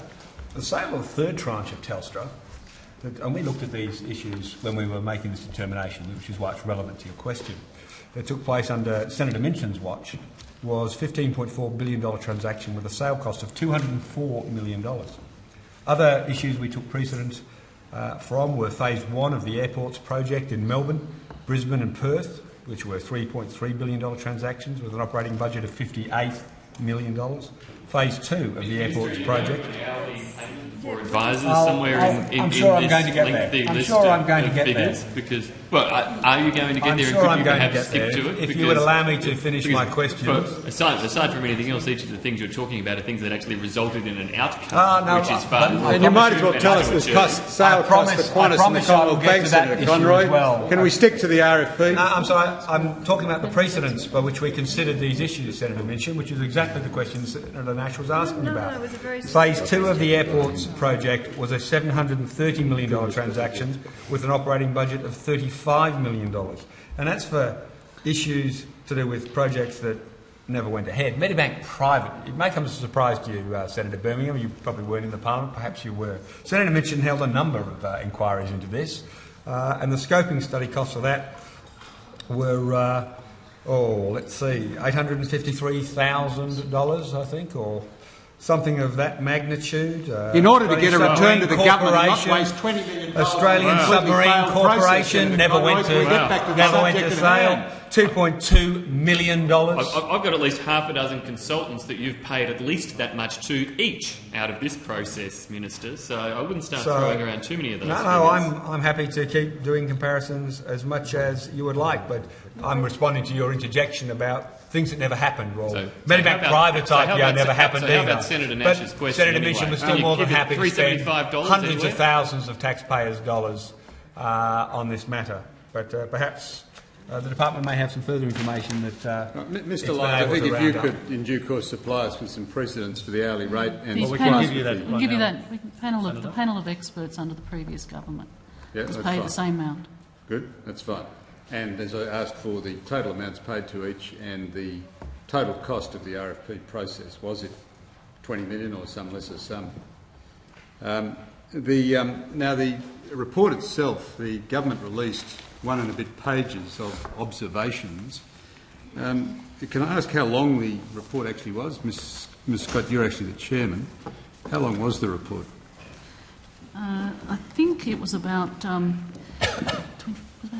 pages with the appendices in. Yeah, I think it's about 800 pages with all the appendices included. 800 pages. I'll just check that. I've got that number somewhere. Well, we'll take 800 pages unless you're otherwise correct. So we've been given 1 and a bit. Minister, I note that you continue to assert that no more than 1 and a bit pages of this 800-page report are able to be made available to the public that have paid for this report. Now, I don't wish you to go into a diatribe about my experience as Finance Minister in commercial in confidence. I'm well aware of commercial in confidence precedents, but we are, may I seek to make the point that your government has sought to found its newfound love of $43 billion fibre to the premises network on the basis of this report. You're asking the Australian Parliament and the Australian nation to support your borrowing any amount of billions to do this based, at least in substantial part, on this report. Yet you refuse to make anything other than 1 and a bit pages of observations available. Surely you could produce a report which blacked out those parts of it that were commercial in confidence. I also note that this is a failed process. There will be no longer any pursuance of a fibre to the node process. Several of the, well, at least one of the bidders was a consortium put together just for the sake of this. Two others were foreign companies. There is no longer any commercial interest in or endeavour towards a fibre to the node network. The whole process is dead, buried, extinct, finished, gone. So I don't quite understand the rationale or the basis upon which you can stare the Australian Parliament and public in the face and say, no, you can't see it. Look, thanks, Senator Minchin. The ACCC report and the panel of experts report. Well, I haven't got to the ACCC report. Well, let me cover off on it before you get there. Both contain extensive, commercially sensitive information provided by NBN proponents in strict confidence. The release of this commercially sensitive information by the government would be irresponsible. Opposition calls for the release of commercially sensitive information is grossly irresponsible. Further, and I hesitate to be quite this strong, but I do think, given what I'm going to go on to say, it does stand up. Further, it is hypocritical. Under your watch, Senator Minchin, as the former Finance Minister, the Howard government did not release the scoping study or evaluation reports relating to the sales of Telstra. That's because it was a live process. Private, yours is dead. Finished, Medibank gone. Private and Comland and Defence Housing Authority. None of them ever released. Long after Telstra was gone. Medibank Private, as I said, well, we've discussed that already, never got round to it. And the Comland and Defence Housing Authority never released any of them under your watch. The opposition continues to seek to opportunistically delay the rollout of high-speed broadband to support Australia's future businesses and services, despite endorsing investment in economic infrastructure. After 11 years and 18 failed plans while in government... You've got the biggest failed plan of all. The Liberal Party should not delay the delivery of this important nation-building infrastructure with hypocritical grandstanding. The hypocrisy, sir, lies in your lap. You're the ones who roundly attacked our government for all of this and proclaimed a new era of transparency and openness. The first test of it, this panel's report upon which you've found a $43 billion investment, we can't see. And you're expecting the Parliament to support it. It's ridiculous. Can I come to the, in the 1.5 bit pages of the report that we are allowed to have, which refers to why why the panel rejected the bids. It says, and I'll abbreviate, but no proposal... Sorry, just before you go there, did the officers want to add anything? Yes. Senator, you asked about the length of the report. It's 893 pages long. 893. Thank you for that. In sum, the reasons were apparently that no proposal provided a fully developed project plan, none was sufficiently well developed to present a value for money outcome. All the national proponents, and I presume that was to deliberately exclude Tasmania, have found it very difficult to raise necessary capital. And the risk, the one that interests me in this section of this examination, the risk of liability to pay compensation to Telstra for exclusive access to the last mile. Now, and I note in that context, as a reason why this whole process failed, Senator Conroy, in an interview with Business Spectator on 9th of April, said that compensation to Telstra would be $20 billion for a fibre-to-the-node network. Now, Minister, I contrast that with your press conference on the 15th of December when, in response to the exclusion of Telstra from the RFP and the issue of access to Telstra's infrastructure by the RFP winner, you said that that matter had been resolved by the High Court 7-zip. That was your direct response to a question about this issue of, if you haven't got Telstra in the game, how are you going to get access to their infrastructure?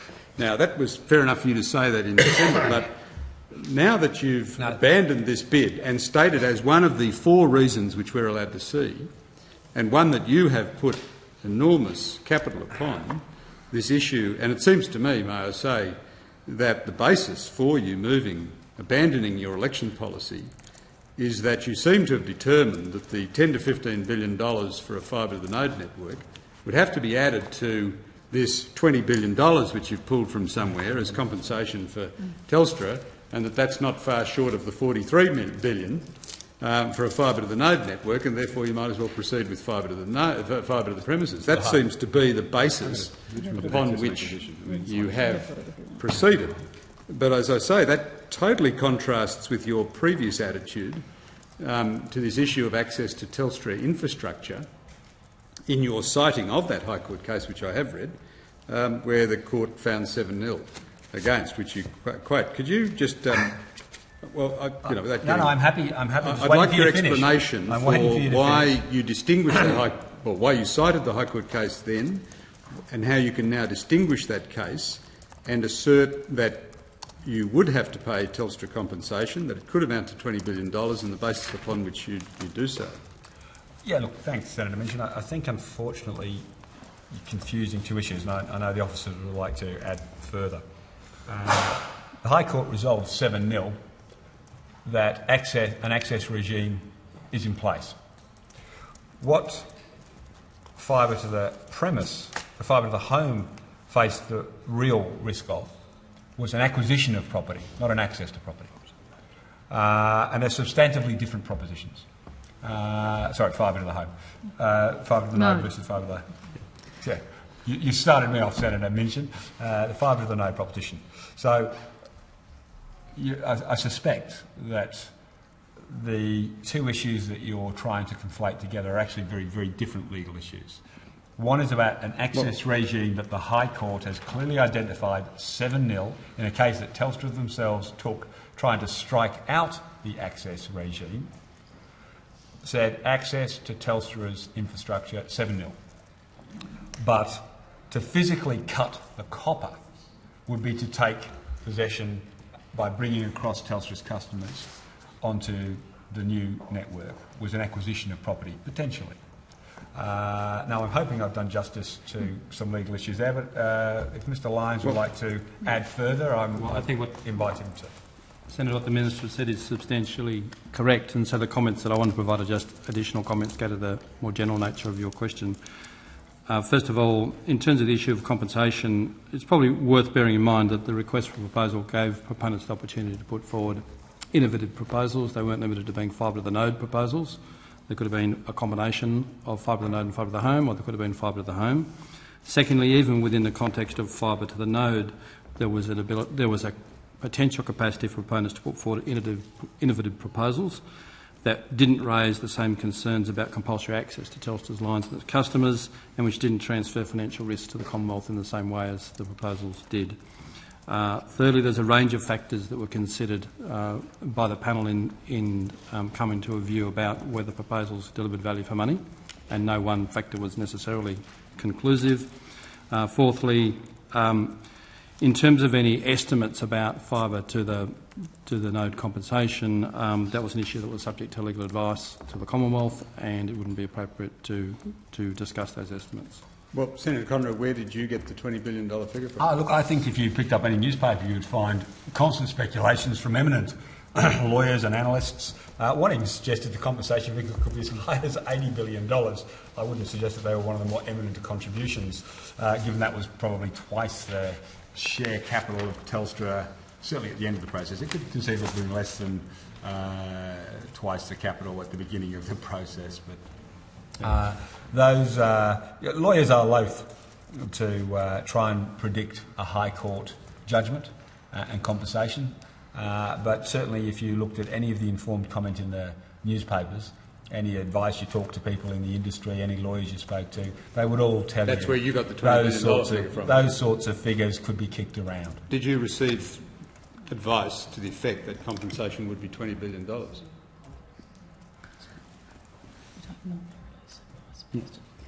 Look, as you know, Senator Minchin, we don't normally release legal advice. I've drawn your attention to a range of speculation and assertions in newspapers. You're welcome to... So you got it from a newspaper? No, that's not what I said. What I said was I'd drawn your attention to speculation in the newspapers, and that we don't normally release legal then advice. why did you never did, and you never suggested you would. Then why did you, in that press conference after Telstra was excluded, when this became a very significant public issue, dismiss the question of Telstra's infrastructure in such a reckless way by saying, well, it's not an issue, the High Court's already decided? I think you've actually confused... No, you did. I'm saying you. No, I think you you've did. actually... You suggested, did you not, that wasn't an issue. Getting the last mile was not an issue because the High Court had decided 7-0 against Telstra. There were a number of projects. There were a number of projects that didn't necessarily involve Telstra's infrastructure. And to have indicated... That's actually correct. One of them is very public. You can draw your own conclusions, who it might be. But they completely bypassed Telstra's infrastructure. To have given an indication other than I did would have perhaps indicated a preference for one possible outcome over another. And I was scrupulous, following extensive probity advice from my department and the Solicitor General, to give no indication of the government's views one way or the other beforehand, before we received the expert panel and made our final considerations. So I think you're drawing together a number of threads that aren't actually connected, but not all of the proponents who put forward propositions actually required access to any Telstra infrastructure.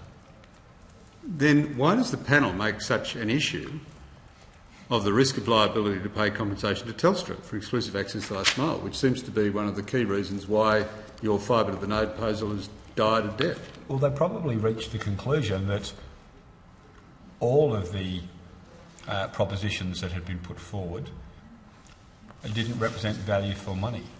And that included the proposition that didn't require access.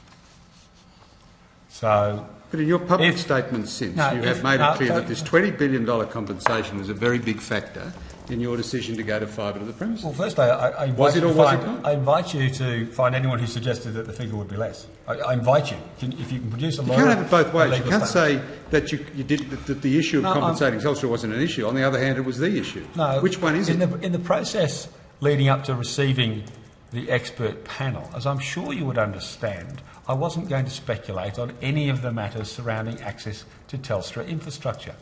After receiving the report and considering the report, then we were in a position to give weight to various factors suggested in the report.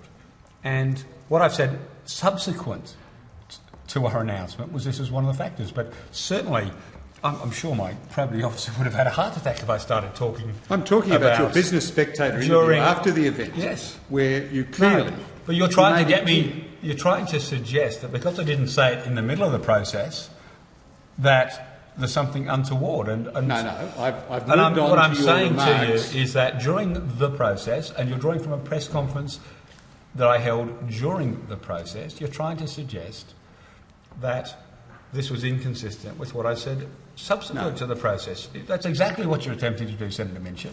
And I'm simply drawing to your attention the probity rules that were quite regularly reinforced to me about what I could and couldn't say.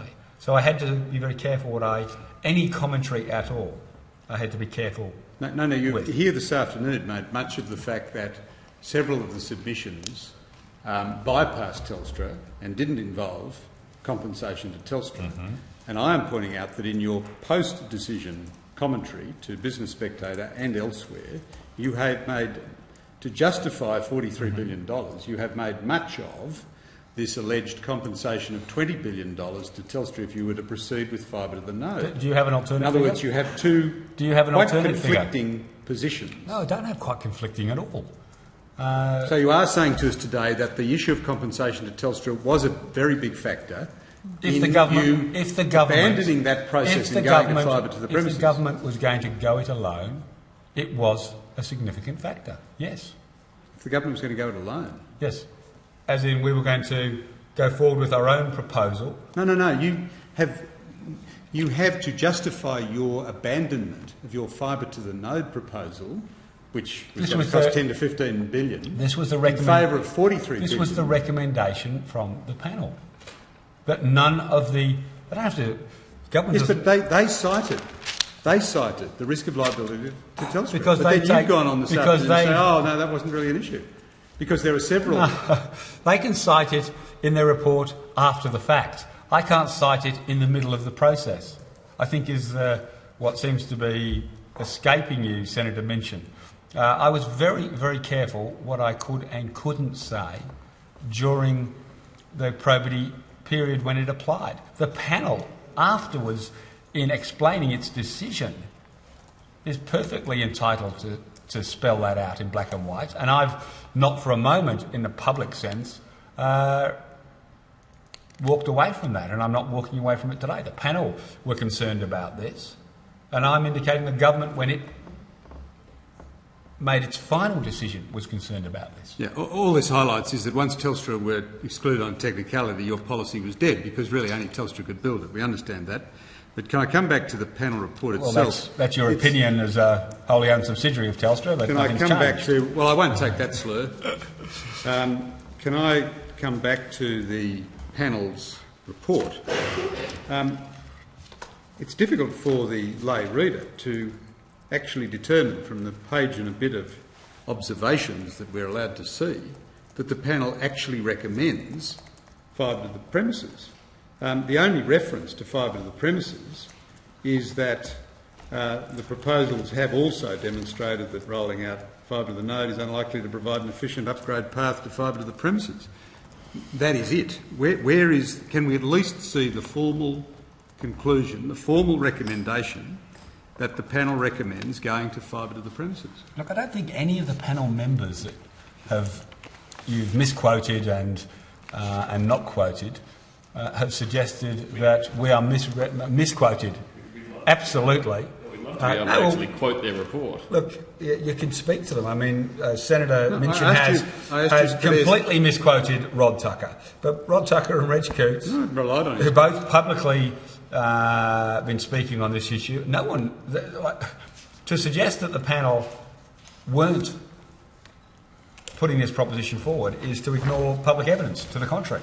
Where is it in the report? Why can't we see that part of the report? Well, as I said, the expert panel... You're relying on this report for a $43 billion decision. We can't even see the actual recommendation. Can you at least give us that part of the report?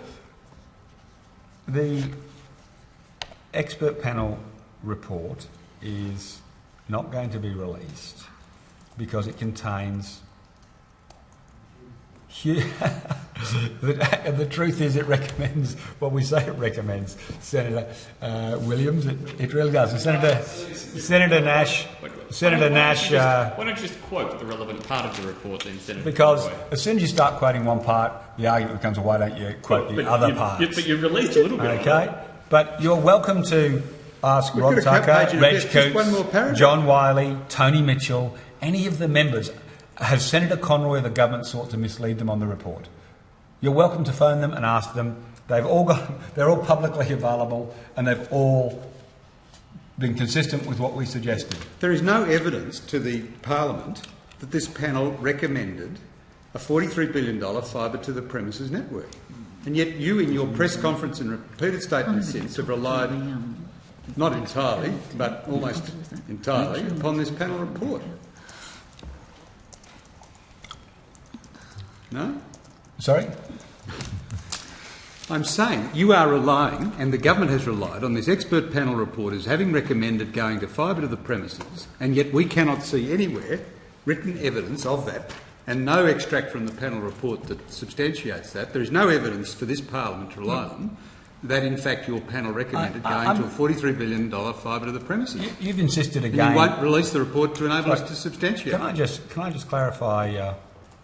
one point. You've insisted that only Telstra could build an FTTN. No, I was putting that to you. That. No. You've been insisting on that for a while, and I'm sure I can find some commentary. It was policy that you pinched from them in 2007. I'm confused. We all know that. If Telstra were the only company that could do it, why did you run a competitive FTTN process? Was that just a front? You ran one. You stole their policy. It was their policy that they put to our government to...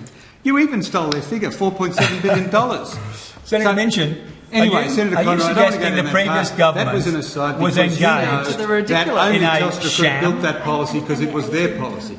Senator Helen Coonan, the Minister for Communications, established an expert panel to look at an FTT. That was the other part of... Was that a sham? That was the other part of our policy. Was that a sham? You pitched. Are you suggesting it was a sham because you deep down only really believed Telstra could do it? That wasn't, as I recall, a fibre to the node specific policy as you stole from Telstra. Anyway, you even stole their numbers, $4.7 billion. Ours wasn't a tender for a $4.7 billion fibre to the node network. I interrupted Ms. Can Scott. I ask you... I interrupted Ms. Scott. She was about to give you some further information. I appreciate it. Chair, the panel did provide the government with advice on matters that the government may want or might want to consider as a determined way forward. Among the points that the panel brought to the Minister's attention were, firstly, that fibre to the node was unlikely to provide an efficient upgrade path to fibre to the premise.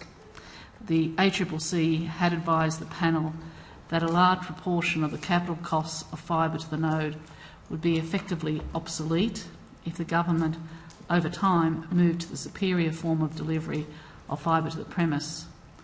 Sorry, who are you quoting there, the ACCC or...? Yes, the ACCC.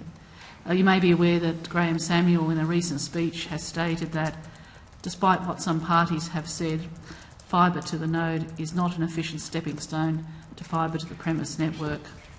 And he further said around 2/3 of that upgrade cost would ultimately never be incorporated into rolling out a fibre to the premise network. It would be wasted, obsolete expenditure. End of quote. The second factor that weighed heavily on the minds of the panel was that the fibre to the node proposals required very extensive overbuild protections that may not be required if there was a focus on next generation technology. Thirdly, that in a country as large as Australia, a mix of technology would be required, specifically the use of a mixture of next generation wireless and satellite services in the most remote 10% of the country. That competition was as important as technology as a way of driving improvements in services for consumers, including a comment to the effect that there was a need to improve competition in backhaul supply, a point earlier that had been made by the Glasson report. Clearly, the panel formed the view that there were problems associated with the fibre to the node proposals, that a focus on next generation technologies might overcome these problems. And clearly, the panel's points were taken into account in the government's decision. The government is focusing resources on fibre to the premise and next generation technologies, satellite and wireless. Well, that all goes to the case that the government's 2007 election policy was a dud from the start. But what are you reading from, Ms. Scott? Is it? Just some notes there. Oh, it's just your own notes. Yeah, yes. Sorry. You've quoted there from the ACCC report. We've not even seen a 1 and a bit page extract from the ACCC report as far as I'm aware, but again the government's relied on it. We're not even able to see 1 and a bit pages from that report, or at least get some of the evidence that's just been read into the record. I don't want to speak for Mr Samuel, who is more than capable of speaking for himself, but he will be appearing before estimates. I understand he's delayed simply because he is overseas at a very important meeting, but I understand that's been rescheduled. I think if you wanted to ask some questions of Mr Samuels, I'm sure he'd be able to discuss some of these issues with you. And again, I don't want to preempt. I don't want to preempt the ACCC's attitude on some of these issues, but I think that I think that you would welcome some of the information Mr Samuel will supply you, or will possibly supply you. Well, I must say I think he stepped way outside his brief in recent weeks, but the report is to you and it is for the government, and it is entirely within the government's prerogative to release that report or parts of it, and yet none of it has been released, and yet you continue to rely on it in public as part of the basis upon which you've decided to make this extraordinary investment. Will you not release at least those parts of the report of the ACCC, which go to why FTTN is a dog and why it has to be FTTP and why they are recommending to you FTTP. Okay, look, can I just quote to you from a press release of Senator Helen Kernan, the Minister for Communications, from June 18th, 2007. To facilitate this process, the government will establish an expert task force to ensure an open and transparent process for assessment of bids to build a fibre to the node network. So either you're engaged in an enormous scam, Senator Minchin, or you just misled the Senate estimates when you said that it wasn't a process to look at bids for fibre to the node network. It wasn't my recollection that it was specifically, but I stand to be corrected. Ms. Scott, what was the panel specifically asked to recommend alternatives to a fibre to the node? I think Mr. In Lyons the original indicated... brief, or did it just do that of its own volition? No, Mr. Lyons did indicate earlier, Senator, that the request for proposals had indicated that the government was interested in fibre to premise or fibre to the node, and indicated a wide-ranging preparedness to consider any sort of proposal. So I think that goes to the answer to your question. Excuse me. Well, because Professor Tucker says, and I quote, the panel of experts was never asked to and didn't make any judgment call on the issue of investment for a fibre to the premises network. What is... Could I mean, he's not here, and I don't. But does that mean he is saying that he was never asked about how much it might cost and whether it was a good investment? He was just saying, and presumably the panel just said, oh, you know, just go all the way, but someone else can worry about how you pay for it. Is that... Look, I'm happy to let Mr. Tucker speak for himself, and in response to your press release, Mr. Tucker is on the record as saying, my comment has been taken out of context by the Shadow Minister. My statement is consistent with public statements Senator Conroy has made about the range of advice he took in advance of the announcement of the government's decision on the NBN. And the actual transcript of the event shows exactly how badly you have misrepresented I just took his quote from the Age. No, you took his quote and completely misrepresented it. Even the journalist whose article you quoted from didn't try and twist Mr. Tucker's words in the way that you did, but Mr. Tucker was His words were, the panel of experts was never asked to and didn't make any judgment call on the issue of investment for a fibre to the premises network. Straight as a die. Here's the actual transcript reads, can I just say, just to get one thing clear, the panel of experts in the National Broadband Network was not asked and didn't make any judgment call on the issue of this NBN co-investment going to a fibre to the home network. The primary objective of the panel was to look at the submissions that were put in by the proponents, and so there was not a lot of discussion had with that on the panel. So what you've done is selectively tried to take a sentence out of the middle of the context of a paragraph and twist it to your own political ends, which forced Mr. Tucker to go public and rebuke you, quite frankly, when he said, my comment has been taken out of context by the Shadow Minister. And I repeat, even the journalist who wrote the story from which you quote didn't attempt to twist it in the way you did. Senator Minchin? Ms. Scott, another panel member, Mr. Tony Mitchell, said, and I quote to the Financial Review on the 20th of May, the panel was not asked whether fibre to the home network was the best choice. We weren't asked to do that. What we were asked to do was evaluate the NBN proposals. So can we just clarify for the record, was the panel specifically asked to make a recommendation on a fibre to the home network as an alternative to fibre to the premises, fibre to the node? Senator, I refer you to the 1.5 pages that you had earlier. At paragraph 10, the panel can see a way forward to achieve the outcome sought by the government and has provided that advice in confidence to the government because the commercial sensitivities arising.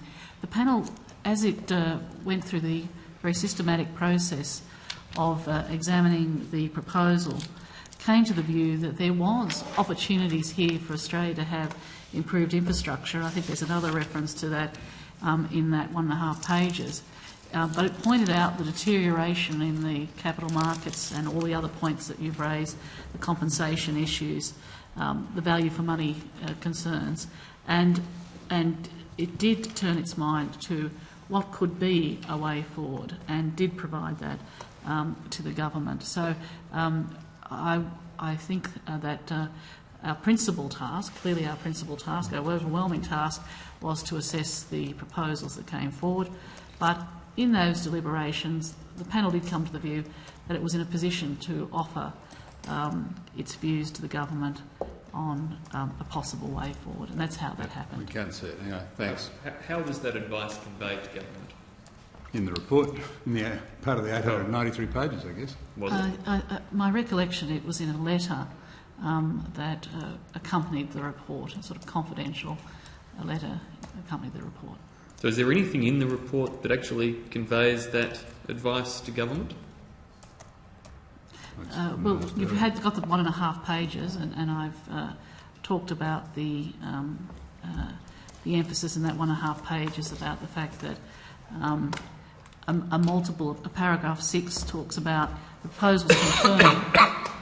proposals confirm that there are multiple approaches to delivering high-speed broadband, and that with the right technology mix and incentives to create sound business case being developed, the goal of providing high-speed broadband services can be to 98% of homes and businesses can be reached.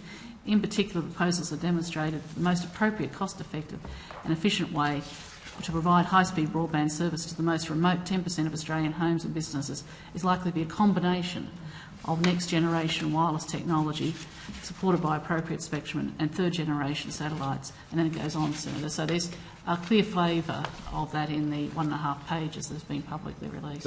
So there was a separate letter that went from the panel to the government? Yes, Senator. Okay. And that letter formed the basis for outlining the way forward that we assume was a recommendation of fibre to the premise? That's referenced in paragraph 10. Well, yes. Paragraph 10 tells us that the panel can see a way forward. I'm just clarifying. The letter sent from the panel to the Minister outlined that way forward? That's correct, Senator. Right, okay. And what date was that letter transmitted to the Minister? I'd have to take that on notice. Okay. Because this extract is dated the 20th of January 2009. I trust that's the date the report was finalised of the expert panel? This extract is from the actual report, Senator. It's not an extract of something, it's actually... An extract from the evaluation report. Yes. Yes. It's an extract from the evaluation report. And so the report is dated 20th of January 2009? That's right, Senator. Right. Can you check for us when the letter with that advice was dated? Yes, I'm happy to take that. Thank you. And that letter was signed by you, I assume, Ms Scott, as chair of the panel? That's right, Senator. But the content of that letter was approved by all members of the panel? That's right, Senator. How long's that letter? It's relatively short, a few pages. A few pages. Does it go into any analysis of any of the bids by any of the proponents for the initial NBN?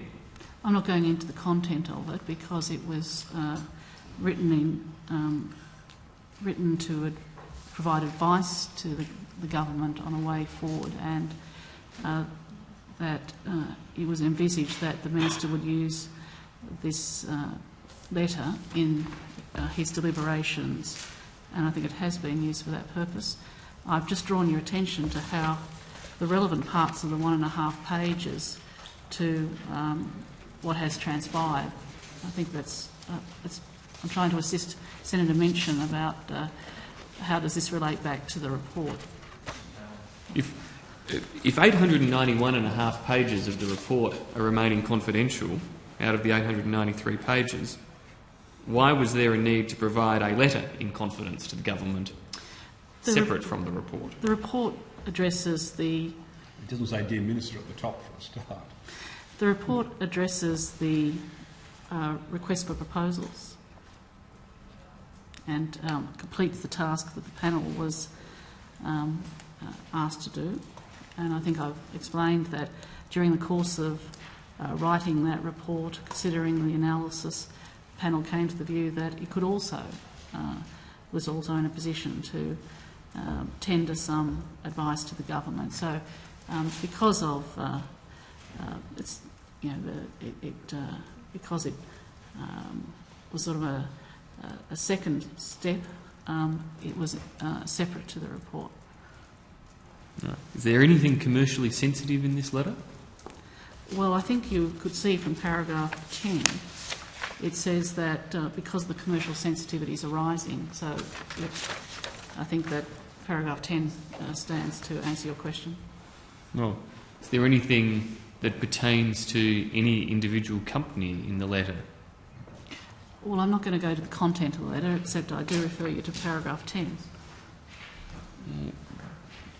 Ms Scott, obviously we continue to go around in circles to some extent on these points, but it seems hard to believe that if there is a clear recommendation from the panel, be it in its report or in the letter that we've now uncovered today, if there was a clear recommendation from the panel, why the Minister wouldn't at least have thrown out in a speech, in an answer to a question here or elsewhere, or just generally released those words that clearly provide for that recommendation. Senator, I've tried to assist you by reading into the Hansard a statement that there were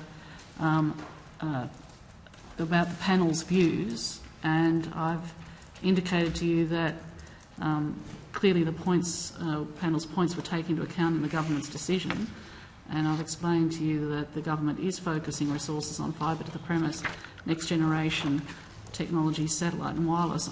I'd have to say I thought I had been reasonably clear in attempting to assist you to relate the document that's publicly available to public statements by the government. Okay.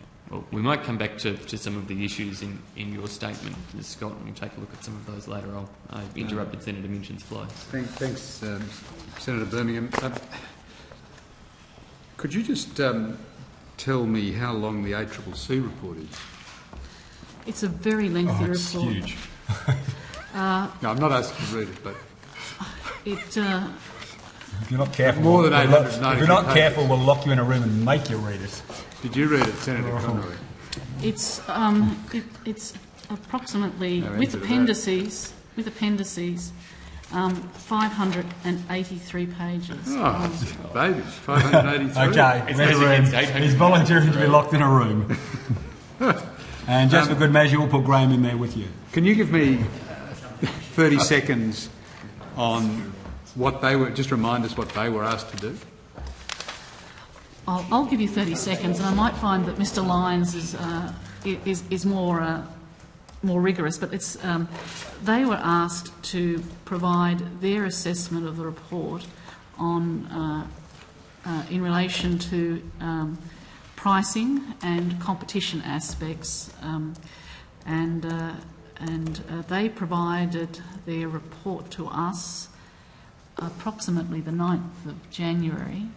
And they reported to you, the panel. Correct. Right. And so the panel was able to ask the ACCC questions, get answers back from them, follow up on issues, and so not only did we benefit from a very substantial report and very rigorous analysis, but we were also able to test our understanding on some competition matters and on pricing matters, on technology matters, and on the issue that I raised earlier about the question of obsolescence, because one of the criteria was the capacity for upgrades, and I think this did weigh on the panel's mind that if fibre to the node was going to involve obsolescence, then the government needed to be advised of that. So I'll ask Mr. Lyons, is there something you've I could provide a more detailed response, but I couldn't be any more rigorous than... No, that's fine. But I was just trying to get to the point where they were specifically asked to compare fibre to the node to fibre to the premises, because there seems to be a lot of weight put on the ACCC saying, oh, you know, you've got to have fibre to the premises. Well, I think that's consistent with our overall requirement to achieve value for money and to address all 18 objectives outlined in the RFP. But they were asked for pricing and competition issues in relation to each of the bids, weren't they? I'm going to. I think I'll have to have the RFP in front of me. How do I start here? But here. Yeah. Okay. Yes, all right. Here we go. Role of the ACCC, section 10.4 in the terms of reference. The Commonwealth will draw on the expertise of the Australian Competition and Consumer Commission during the evaluation process. The ACCC will provide the panel with ongoing advice on proposals, including advice on issues such as wholesale access services and prices, access arrangements, proposed legislative or regulatory changes, and the likely impact of proposals on pricing, competition, and this is an important part, the long-term interest of end users in the communications sector. So the ACCC will provide a written report to the panel. And Minister, just for the record, you're confirming you will not release anything of that report to the Parliament? The ACCC report, as I said, I think, again, I don't want to speak for the ACCC or Mr Samuel. I think that he'll... no, but I'm asking you. Oh, no, I won't be. You are the owner of that report. It is entirely in your prerogative to release any or all of it. It is, but as I said, I think that if you're able to attend the ACCC hearing, that Mr. Well, he's not going to release the report, is he? Mr. Samuel. You forbade him from releasing it. Mr. Samuel, no, I haven't.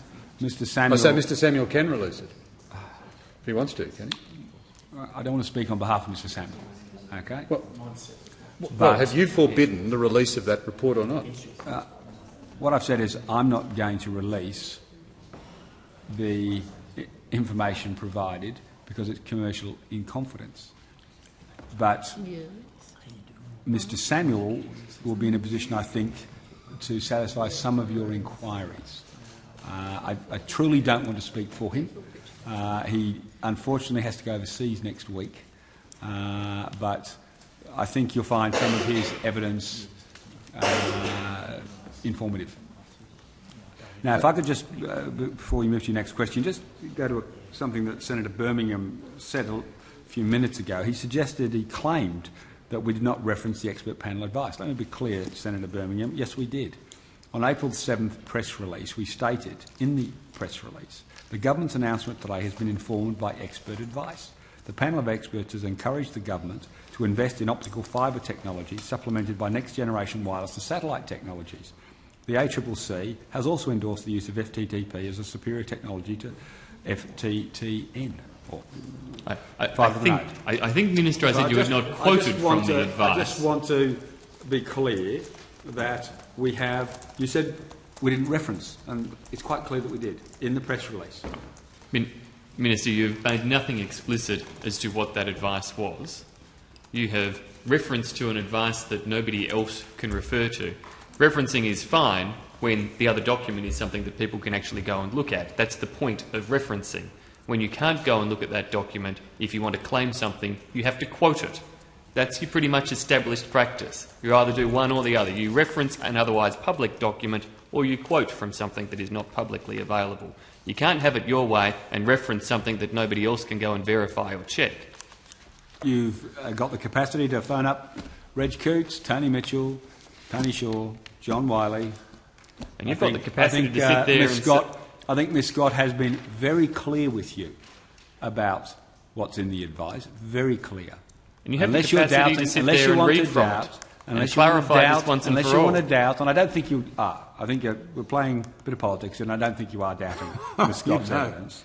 Okay? But I don't think you can point to any member of the panel whatsoever who disagrees with what Ms Scott has said.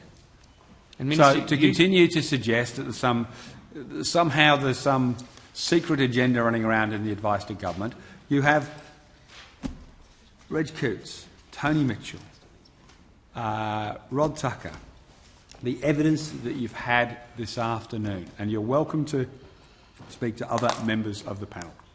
I do not believe you'll find any of them contradict the evidence that Ms Scott has given you today. And Minister, it is within your power to bring this and resolve this once and for all by simply sitting there this afternoon and quoting from somewhere explicitly in the letter or the advice and clarifying exactly what the panel said to you. You could clarify it quite simply. Rather than suggesting we go off and individually phone individual members of the panel and put them on the spot and ask them to betray what is apparently confidential advice to the government in some way, shape or form, or to simply confirm Ms Scott's advice, that's all very well and good. But, Minister, you could clarify it today and clarify it by either tabling a relevant extract or quoting from it in ways that are categorical to back up what you claim to be the case. And I fail to see why you refuse to do so. Thank you for the invitation. I will decline your invitation, as I have done on a number of occasions. You've had evidence from Ms Scott.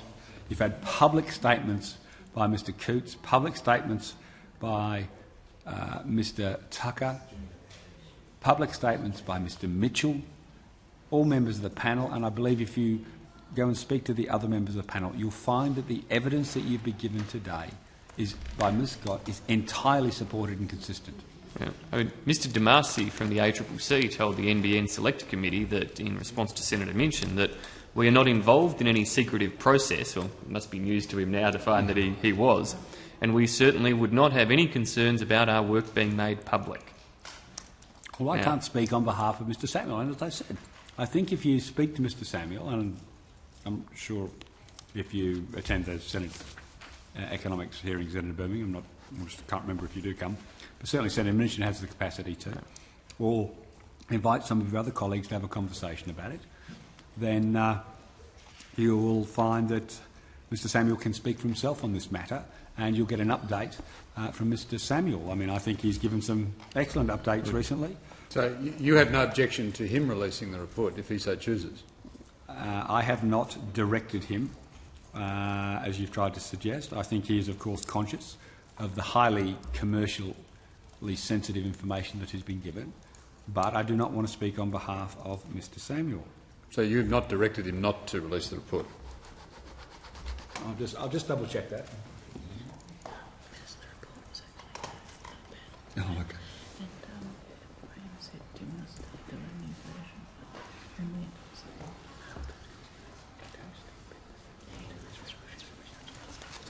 Yeah, now the report was actually to the panel. The Secretary is just reiterating to me. I mean, Graham Samuel can speak for himself, as he did recently when he said that this was the most momentous policy initiative in the Australian telecommunications sector since the introduction of full competition over a decade ago. Have you directed Mr Samuel not to release that report? As I said, I don't believe I have.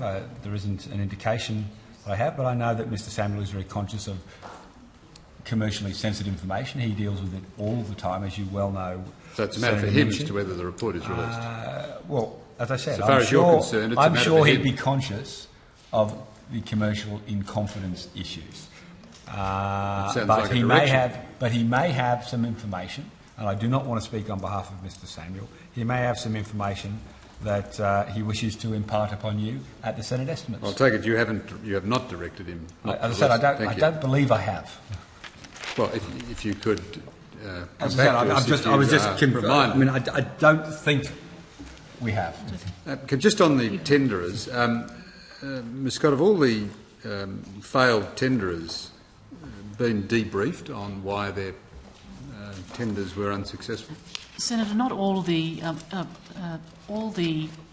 proponents have had an offer of debriefing, but not all of them have taken up that offer at this stage. A number have, but not all of them. Maybe they will at some later stage. Thank you for that. Now, each of them, as I understand, paid a relatively substantial bond to participate in this RFP. Is that correct? There is a bid bond process. I might get one of my colleagues to outline it for you.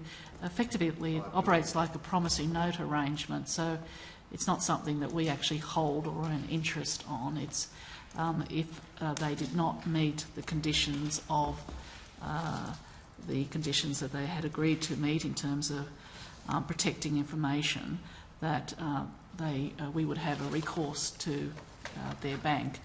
But it's not like we're holding a stack of money from them.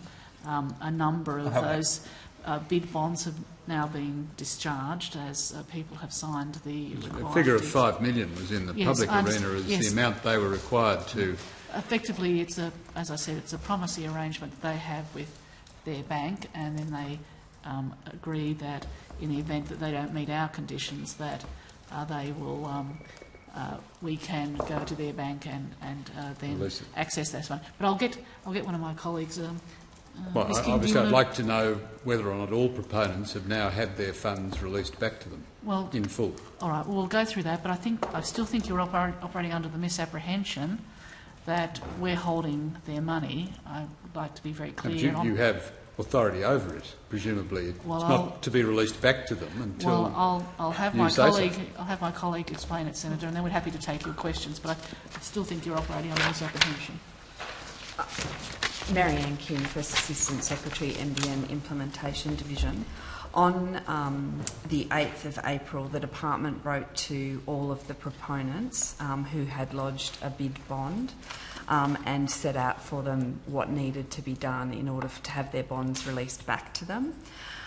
They were required to provide deeds of acknowledgement certifying that they had that they would maintain all Commonwealth confidential information, that they would keep that confidentiality, and that they would also destroy any protected carrier information that they were provided as part of the process. They needed to certify back to us that they had destroyed that information and that they would keep the relevant information confidential. To date, 6 of the 8 proponents who lodged bid bonds have discharged, and we have completed all of the paperwork. I'm advised that this morning we received some paperwork from a 7th proponent, which we are processing as a matter of urgency, and the 8th proponent, we're working with them in relation to meeting their obligations. But all of the proponents were advised of what they needed to do, and it's just been a matter of them doing those things, letting us know, and we have processed that as quickly as we could. So we should assume all proponents will receive in full yes. return of their bonds? Yes. Have you received any claims for reimbursement in part or in full for the considerable costs incurred by these tenderers to participate in this failed tender? No, we haven't. And not sought... There's been public comment to that effect, but you've not actually received a request? That's correct. We've not received any request. Could we go to the process from the receipt of the report to the announcement by the government of its new policy? The panel's report was, handed to the government on the 20th of January, is that correct? Together with this mysterious letter? All the documentation was finalised on the 20th, and I think it was. I think I handed it to the Minister on the 21st. That's correct. 21st. There was only the one copy handed over, just to the Minister. Did any other ministers or the Prime Minister receive copies of it at the same time or at that time? My recollection, it was only to the Minister, and we're trying to recall if we made other copies at the time. So we'll take that on notice. I might have to take that on notice. Yeah, that's all right. We don't think so, but we're happy to take that on notice. Well, was the Prime Minister given a copy simultaneously, or the Prime Minister's department? No, Senator. It's not our recollection of that. Could I please ask you then about the briefing of the Prime Minister on this report? When, where and by whom was the Prime Minister briefed on this report? And you might, obviously we've all been advised of various plane flights you're required to make. You might tell us whether those reports are indeed accurate and you were spending January flying up and down the East Coast. Look, I can't comment on the accuracy of all of the newspaper commentary, Senator Mitchell, as I'm sure you would understand. But yes, I hope he didn't throw the sandwiches in your face. I don't think the Prime Minister's ever thrown sandwiches in anybody's face, Senator Minchin. Yeah, sure. But I can confirm that I briefed the Prime Minister on the 21st after receiving the report. So it's the same day that you received it? Yes, I was aware of reasonable reasonably within a short period when I'd be receiving the report. But I had taken the precaution of finding out when the Prime Minister was available, and as it turned out, the only time he was available that day was on his plane flight between Sydney and Melbourne. And then we continued our discussion the next day on his plane flight from Melbourne to Brisbane. Did you give the Prime Minister a copy of the report and the secret letter at that time? Or was this an oral briefing? I think, could I say? I don't think I did, but I'll happily take that on notice just in case I did. Okay. I don't believe I did, but if I have misled, I will come back and correct that for you, Senator Minchin. Was that, were you the only person present briefing the Prime Minister, or did you have officials or panel members or anybody with you to assist you in that briefing process? Yeah, look, can we get back to you whether or not Ms Scott was on the Sydney flight? I think from recollection she was on the. It certainly went on the Melbourne-Brisbane flight. Brisbane, right. I'm not sure. Sorry. Not sure who was with you on the Sydney-Melbourne flight. But I'd say certainly a couple of my staff would have been on the Sydney-Melbourne flight, and I think a couple of my staff were on the Melbourne-Brisbane flight. Thank you. But if you'd like to know exactly how many, I can might come appreciate back that. to you. Can I ask when the Cabinet was actually briefed on the panel's report?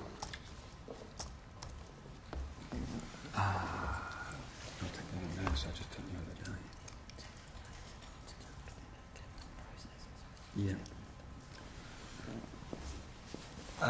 Look, I would have to take that on notice and get you an information I can. I just don't have an absolute recollection of that, Senator Minchin. So happy to get you the information. Well, I'd like to know when the Cabinet was briefed. Happy to get you that information. Happy to get you that information. I just can't remember an exact timing of all of the I thought you'd have with you a timeline, Senator Conroy. Sorry? I thought you'd have with you a timeline. But, can you... presumably the government had to make a formal decision to abandon in effect, the two things, the NBN fibre to the node tender process or RFP process, and also effectively an abandonment of your election policy. When was that decision made and who took it? Yes, look, ultimately, I think the decision to terminate the process is actually mine. That's right, you took on the second. Yep. And when did you make that decision? I made the formal decision, as in the signed process, I think on the 7th of April, and Cabinet was briefed on a range of matters on both the 6th of April and the 7th of April.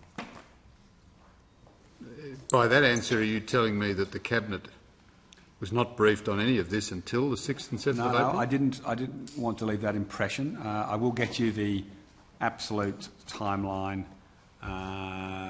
for the process. But in terms, you asked me about when I terminated it, so I was just giving you the specifics around the termination. I will come back to you with the other information you've sought. Senator, I have now got confirmation that I was on the Sydney to Melbourne flight on the 21st. So you're on both flights then? Yes, that's right. Okay. Could you, Senator Conroy, just brief us, after you'd briefed the Prime Minister on your joy flights up and down the East Coast, what then occurred? I would probably have to just intervene. They weren't joy flights? No. To describe... I can imagine... To describe... I can imagine what Mr Rudd said to Senator Conroy when he was briefed. No, look, I'm sure you couldn't. He's such a placid and polite man, usually, particularly in the air. Anyway, he's always a placid and polite man. Right. But I wonder if I would certainly disagree with your attempt to, and I think you're just having a bit of fun rather than any serious political message or point you're trying to make, Senator Minchin, in describing it as a joy flight. Perhaps. Mr. Harcher, in his apparently well-briefed report on all this, indicated that Mr. Rudd convened the Gang of Four that runs the federal government, Rudd, Gillard, Swan, Tanner. I'm sorry you're not part of that Gang of Four that runs the government, Mr. Harcher, but Mr. Senator Conroy. But this report is that that gang was convened and set to work with Conroy to develop a detailed plan. Does that accurately reflect what occurred once you'd briefed the Prime Minister on the failure of the NBN tender? And was that by way of this formal establishment of a cabinet subcommittee with a particular brief, or was this somewhat less formal? Just hold on for just a moment. Senators, we are scheduled to go to a tea break at 3:45. We'll just finish this question. Just so that we give you the absolutely correct sequence, Senator Minchin, I'll add that to the earlier question we've taken on notice, just so that we give you the exact dates. I wouldn't want to, I mean, there were many, many meetings, and I wouldn't want to give you the wrong information, so we'll get that sort of timeline if you're interested in that sort of and detail. the process and whether it was a formal cabinet subcommittee or... I'll happily get you as much information as we're able to provide. Okay, thanks. Well, if you want to... Call a break now? Yeah, sure. Okay, thank you. We'll suspend proceedings then for afternoon tea and resume at 4 o'clock. Thank you.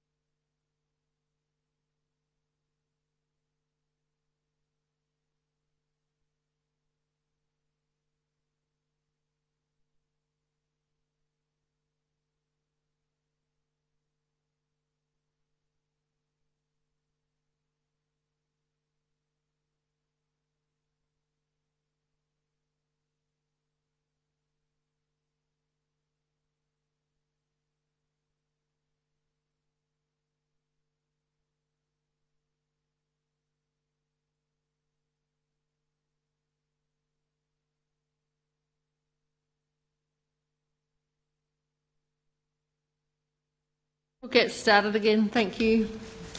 Senator Minchin. I've got two copies. Minister, have you been able to be... Sorry? Minister, have you been able to be advised in the break as to any cabinet meetings that occurred between the time you met the Prime Minister on the 21st of January and the cabinet meeting or cabinet consideration to which you referred as having occurred on the 6th and 7th of April? Look, as I indicated, we're happily taken on notice. I haven't been able to get any an update of that chronology. As I said, we'll take that on notice and provide you whatever information we're able to. Are you able to at least confirm that a group of ministers involving the Prime Minister, Ms Gillard, Mr Swan, Mr Tanner and yourself was formed to work on NBN policy? I can confirm that a Cabinet subcommittee was involved in deliberations, but I think you'll be crossing over shortly into deliberations rather than process, perhaps. So I just invite you to process. Just invite you to. I'm only interested in process, but to go to process, that what you now concede was a subcommittee was not established by the Cabinet, apparently. It was established by the Prime Minister, was it? I would have to take that on notice and come back to you. Are you able to advise us? Just so that I give you the absolute accurate response. I accept that. But I would like to know whether who formally established that subcommittee. Was it the Cabinet or was it the Prime Minister, and what stage was the Cabinet involved?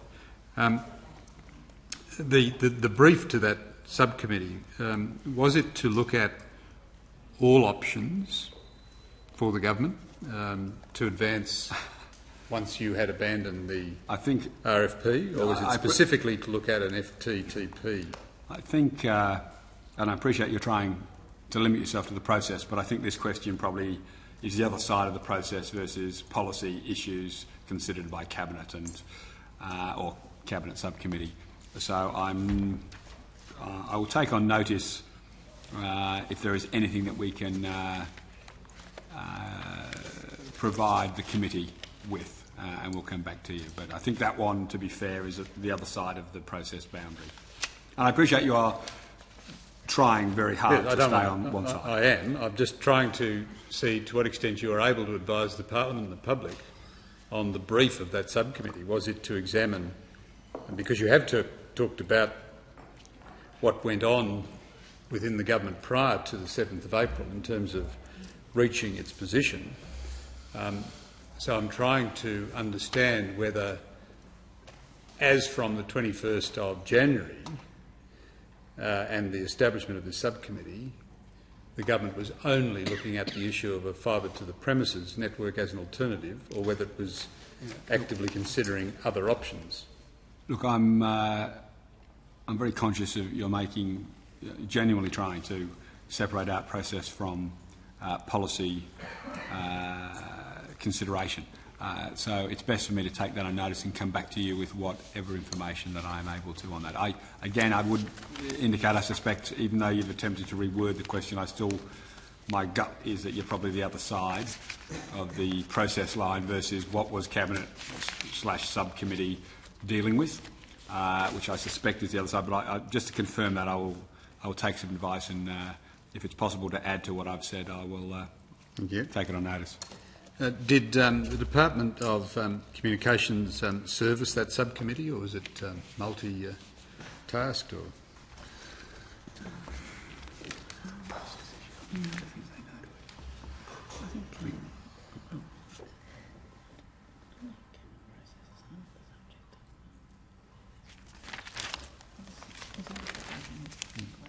Look, I'm advised that we do appear to be breaking new ground, Senator Minchin, and I'm not trying to be difficult, I do assure you. But I don't think I'm breaking any ground that wasn't broken by the Labor opposition in Senate estimates.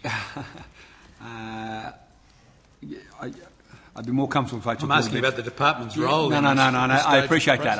I wouldn't put the same proviso I just put on my last question to you, but I would like to take some advice as to what is able to be answered in respect to that. But I don't put quite the same caveat on it that I put on the previous question. Simple question about whether the department was servicing as Cabinet subcommittee. I would have thought it was fairly simple. But you're asking about a whole range of Cabinet processes and deliberations, and I just want to make sure I get the exact advice, the precise advice that I need to help the committee with its deliberations.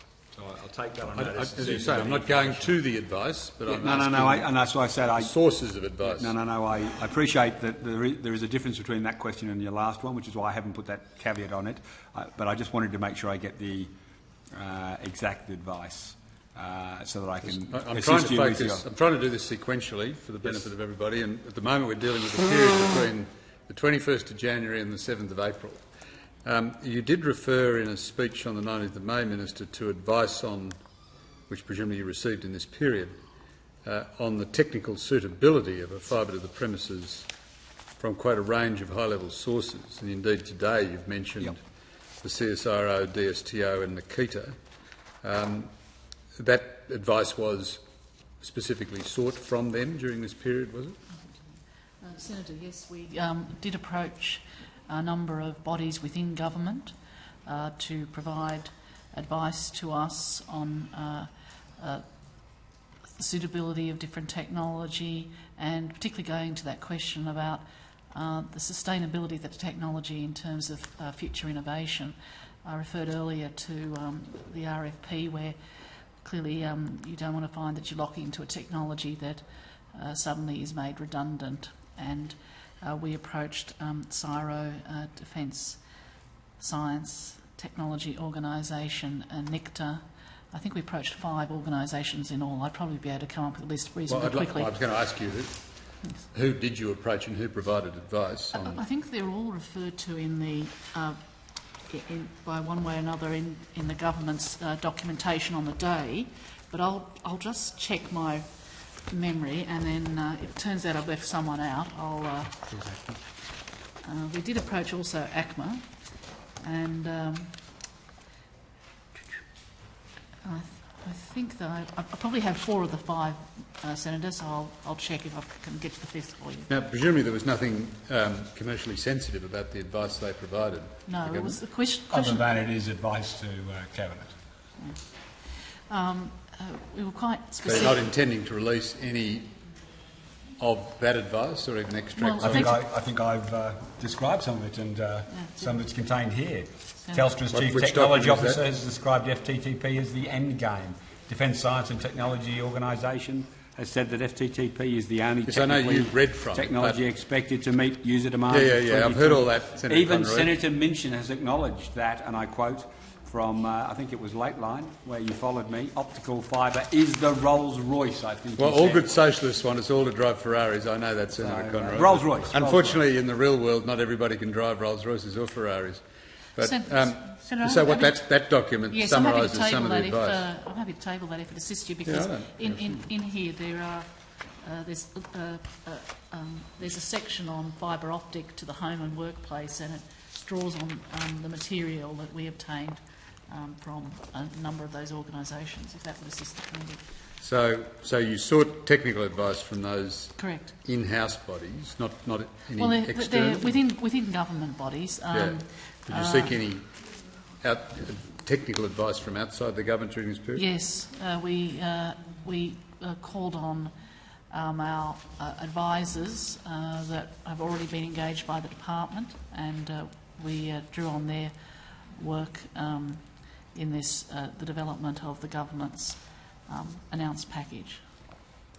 The other, of course, crucial element in this period presumably was advice on costings, and indeed, because this has been the subject of some controversy, the Minister himself in that same speech on the 19th of May referred to costings having been, quote, done by central agencies and based on advice from their technical advisors. Were the central agencies the only source of advice on the costings that led to the announcement of $43 billion being the government's anticipated cost? Senator, no, we did, as I said, draw on the advice, information available from our advisors. I can go into that a bit more if you wish me to, but certainly as... Well, I'd like to know who outside the central agencies, who provided advice on costing. We put a series of questions to our advisors on elements... Sorry, what does our advisors mean? Oh, okay. As part of the NBN process, we had engaged with a number of providers. Some were as in the department. The department engaged a number of providers. Some were advisors on regulatory matters. Some were advisors on legal matters. One was a firm of advisors on technical matters, technical engineering matters. One was an advisor on commercial matters. And we approached relevant advisors in the process of developing the government's proposal and sought from them information which was used to develop the estimates of the cost of this cost of this project. I've seen reports that Finance advised a figure of $50 billion. Is that correct? I don't have any recollection of that number, Senator. I'm sure you wouldn't 43 expect was the highest number, was it? I'm sure you wouldn't expect us to reveal any advice from any of the agencies to an internal cabinet process. And I do note, I also saw that report, and it is entirely unsourced. I'll come back later to the makeup of the costings, but I'm sure you wouldn't expect. What I can say is that Finance, as you would well expect, Senator Minchin, provided. But they're horrified by the provided whole thing anyway, a constructive and very, very necessary role in the entire process. I'm pleased to hear it was very you professional, confirm, as you would have as I would expect them to have been. That's not a reflection on anyone else. The whole process was met that criteria. But can I ask, having received all this advice, when did the Cabinet Subcommittee conclude its deliberations? I'd have to take that on notice, just to see what information we can make available on that. It's a simple date. Then, presumably, the Cabinet Subcommittee reported to Cabinet. You've referred already, Senator Conroy, to the 6th and 7th of April, and again, Mr Harcher has very helpfully described those occasions. Can you confirm that that was that 6th and 7th of April meetings were the first time, and indeed only time, that the Cabinet considered the considerations of the Cabinet Subcommittee? I think I've already indicated I'll take. I think you've already asked that question just in a slightly different way previously, and I've indicated I would take that on notice. But even if it's slightly different, I'm happy to take that on notice. And if there's any information that I'm able to provide to the committee, we'll make it available. Well, they are different because I wanted to know if the Cabinet, at the start of this process between the 21st of January and the 7th of April, had met to consider I accept there's a slight difference, but as I said, I'm happy to take that on notice, and if there's any information that I'm able to make available, I will make it available to the committee. Because we're now at the end of the process, so presumably, based on what you've said and what's publicly available, the first and only time the Cabinet considered this whole matter in any depth was on the 6th and 7th of April. As I said, Senator Minchin, I'm happy to take on notice to ensure that you get an absolutely correct information rather than my somewhat hazy recollection of many, many, many meetings. But we'll take that on notice, and if there is any information that we're able to make available to the committee, we'll make it available. The Cabinet meeting on the 6th of April has been described as a dinner at Kirribilli. Is that correct? I think it was a dinner with the Cabinet rather than a... Was it at Kirribilli? No. It wasn't at Kirribilli. I was going to ask you how you all then emerged in Canberra the following morning. That would probably be a good clue as to why it wasn't at Kirribilli. I suspected it probably wasn't, and Mr Harcher for once didn't get his facts all correct, but presumably there was a dinner at the Lodge or something, was there? Well, look, let me take that on notice and see what information I can make available to the committee. As I said, I suspect we're traversing new ground, and I'm just conscious not to want to not to want to establish any precedents, Senator Minchin. So if there's any information at all in response to your last question, except that no, there was no dinner held at Kirribilli, I can confirm that. Just on Cabinet meetings in particular, can you confirm that Cabinet discussed the expert panel report sometime before the 6th of April? I think that is very directly to a question that Senator Minchin has already asked. Yep. What I've said is that we'll take that on notice, and Sure. if there's any information that I'm able to make available, we'll make it available for the committee. As I said, It appears not. I'm but, afraid we're waiting. I'm just being very cautious, because my memory of many meetings will get mixed up, and I want to make sure we give you accurate information. But secondly, there is a suggestion that this may be traversing new ground in terms of when, how, what was considered. That's not correct, Senator Conroy. No, I said it's a suggestion. For 10 years I was repeatedly asked about when Cabinet meetings took place, where and... The point I'm making is there is a suggestion, which is why I've taken it on notice, so that I can give you accurate information that's to assist the committee. Then the Cabinet met the following morning again. It did. As I'm sure you'd understand, this decision was keenly anticipated in the markets, Senator Minchin. And there was potentially market sensitive, the decision could be market sensitive. So we were very conscious to ensure that the information was handled in a market sensitive and appropriate way. I'm sure you understand that. No, I understand that, but what I think you're in danger of leaving the impression of is that the Cabinet of this country only met to consider what you repeatedly and have, as today, described as, quote, the biggest infrastructure investment in the history of mankind, or at least in the history of Australia, over dinner on the night of the 6th and on the morning of the 7th, immediately prior to the announcement.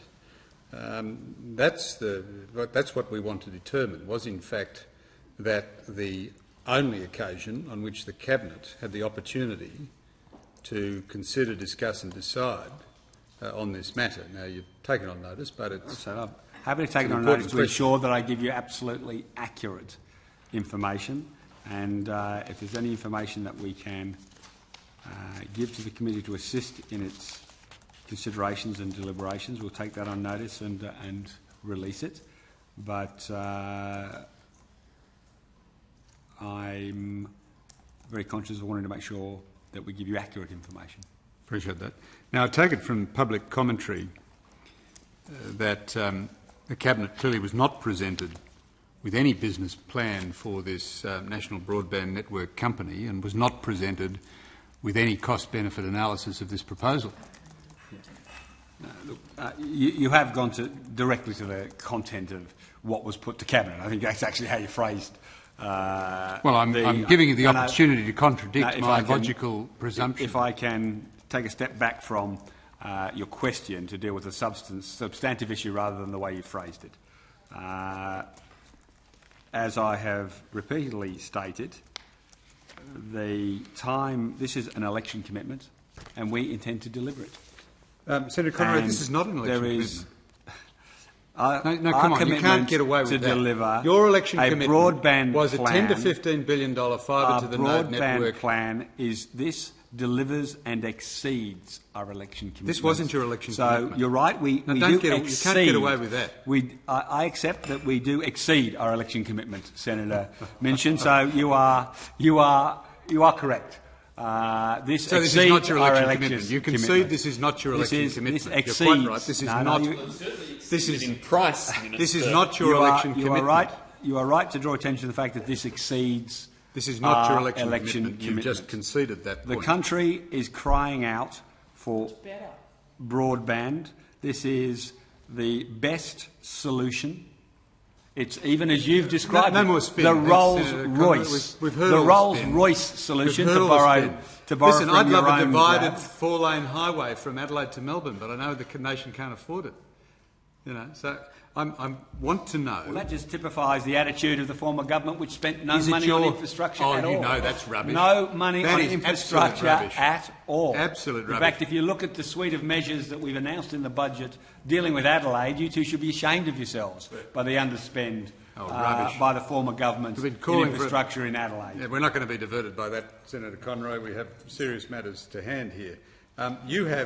So your public position is that because this is a variant of the promise you made the election, you're not going to do any cost-benefit analysis of it. Is that your position? I think you asked me this question in the Senate not that long ago, and I indicated that we wouldn't be going forward with a cost-benefit analysis. The opposition's strategy of simply seeking to avoid having to have a policy of its own, demanding more studies, simply is a ruse so that they can try and go to the next election claiming that Labor hasn't delivered on its national broadband plan. And we're not going to fall for it. The Australian public won't fall for it, Senator Minchin. They are interested in lifting Australia's broadband standing worldwide. They are interested in lifting Australia. You're not doing a cost-benefit analysis, and apparently it's because this is a variant of your campaign policy.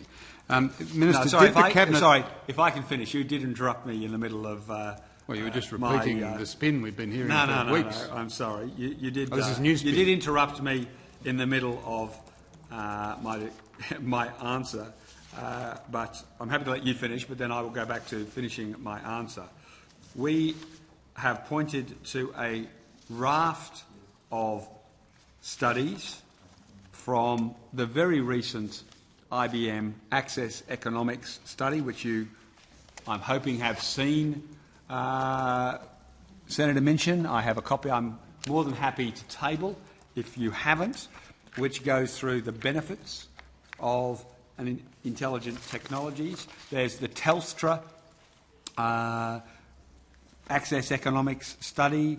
There is an OECD, or I think it might be European Commission study. There is OECD work on this, and there is, I think it's the CIE, have all done studies which demonstrate the crying need for broadband in this country. The fact that you remained oblivious to this for 11 and a half years is an indictment on the former government. Minister, you're not doing a cost-benefit analysis of this proposal, and the Cabinet did not have before a cost-benefit analysis of this proposal when it committed to a $43 billion. That's the position. Just wondering if I could finish. I'm not aware of any cost-benefit analysis that was done on Opal, what you described earlier as a $2 billion project. I'm not aware of any cost-benefit analysis that was done on any of your previous 17 broadband plans, Senator Minchin. And for you to now suddenly seek to delay, came close and now to spending that amount. Now for you to demand to slow down introducing broadband to this country with a bogus productivity report. A bogus productivity report suggestion which is simply designed to achieve your political aim of denying Australians access to the best available technology in the world. We're not going to fall for it. The research by Access Economics, which I've just referred to, doesn't fall for it. It found the net present value benefit of between $9.5 and $21 billion over a 12-year period. It found benefits are realised in the form of higher employment, corresponding to approximately 31,000 full-time equivalent jobs in 2010. Research conducted by the European Commission on the impact of broadband and growth. You don't have to remind us of the general benefits of broadband. We all support broadband. Well, you don't actually. You think the only benefit to broadband is being able to download movies. We all support the benefits of broadband. We all wonder how to pay for it, though, unlike you, Senator Conroy. The only benefit to a national broadband network is faster download of movies. Now, I know the Leader of the Opposition, Mr Turnbull, invented the internet in Australia. I know Mr Turnbull invented. He repeatedly tells us how he invented the internet in Australia. But the Centre for International Economics found that it could lift national economic output by 1.4% after 5 to 6 years. That's the equivalent of $15 billion in terms of GDP in today's dollars. So I don't know how many more reports you need to convince you that this is not about faster downloads for movies, or to convince Mr Turnbull this is about faster downloads for movies. This is about a transformation in the Australian economy. Don't bore us with the spin. It's about a transformation in the Australian economy. And the point is, cheap political there is no walking cost-benefit both analysis sides, of this proposal. walking both sides of the street, on the one hand pretending you support better broadband, but then trying to put it off into the never-never with more reports, more commissions, more Productivity Commission reports, is simply to be seen for what it is, walking both sides of the streets. Broadband's great, but just not yet for Australians. Senator Conroy, you cited the Access Economics report prepared for IBM, who obviously are not entirely disinterested. The director of that was Dr. Rick Symes. He's quoted here as saying... So did you say IBM are not disinterested? Are you suggesting that they've biased this report? I said they're not disinterested. He said it was incredibly difficult to form an economy-wide framework view on how it would affect economy growth and jobs. He said he believed future applications for the 100 megabit speed FTTH entailed could not be reliably anticipated. And he also notes the consultancy decided to deliver figures based on a fibre-to-the-node network. Are you aware of that, Senator Conroy? I wasn't trying to avoid the fact that they actually modelled the lesser technology, which so he didn't do a cost-benefit analysis of a $43 billion fibre-to-the-premises Fibre to the node is a lesser technology outcome. Yeah, but it only costs $10 billion. To the home. So let's be clear. They also note that this is a conservative estimate.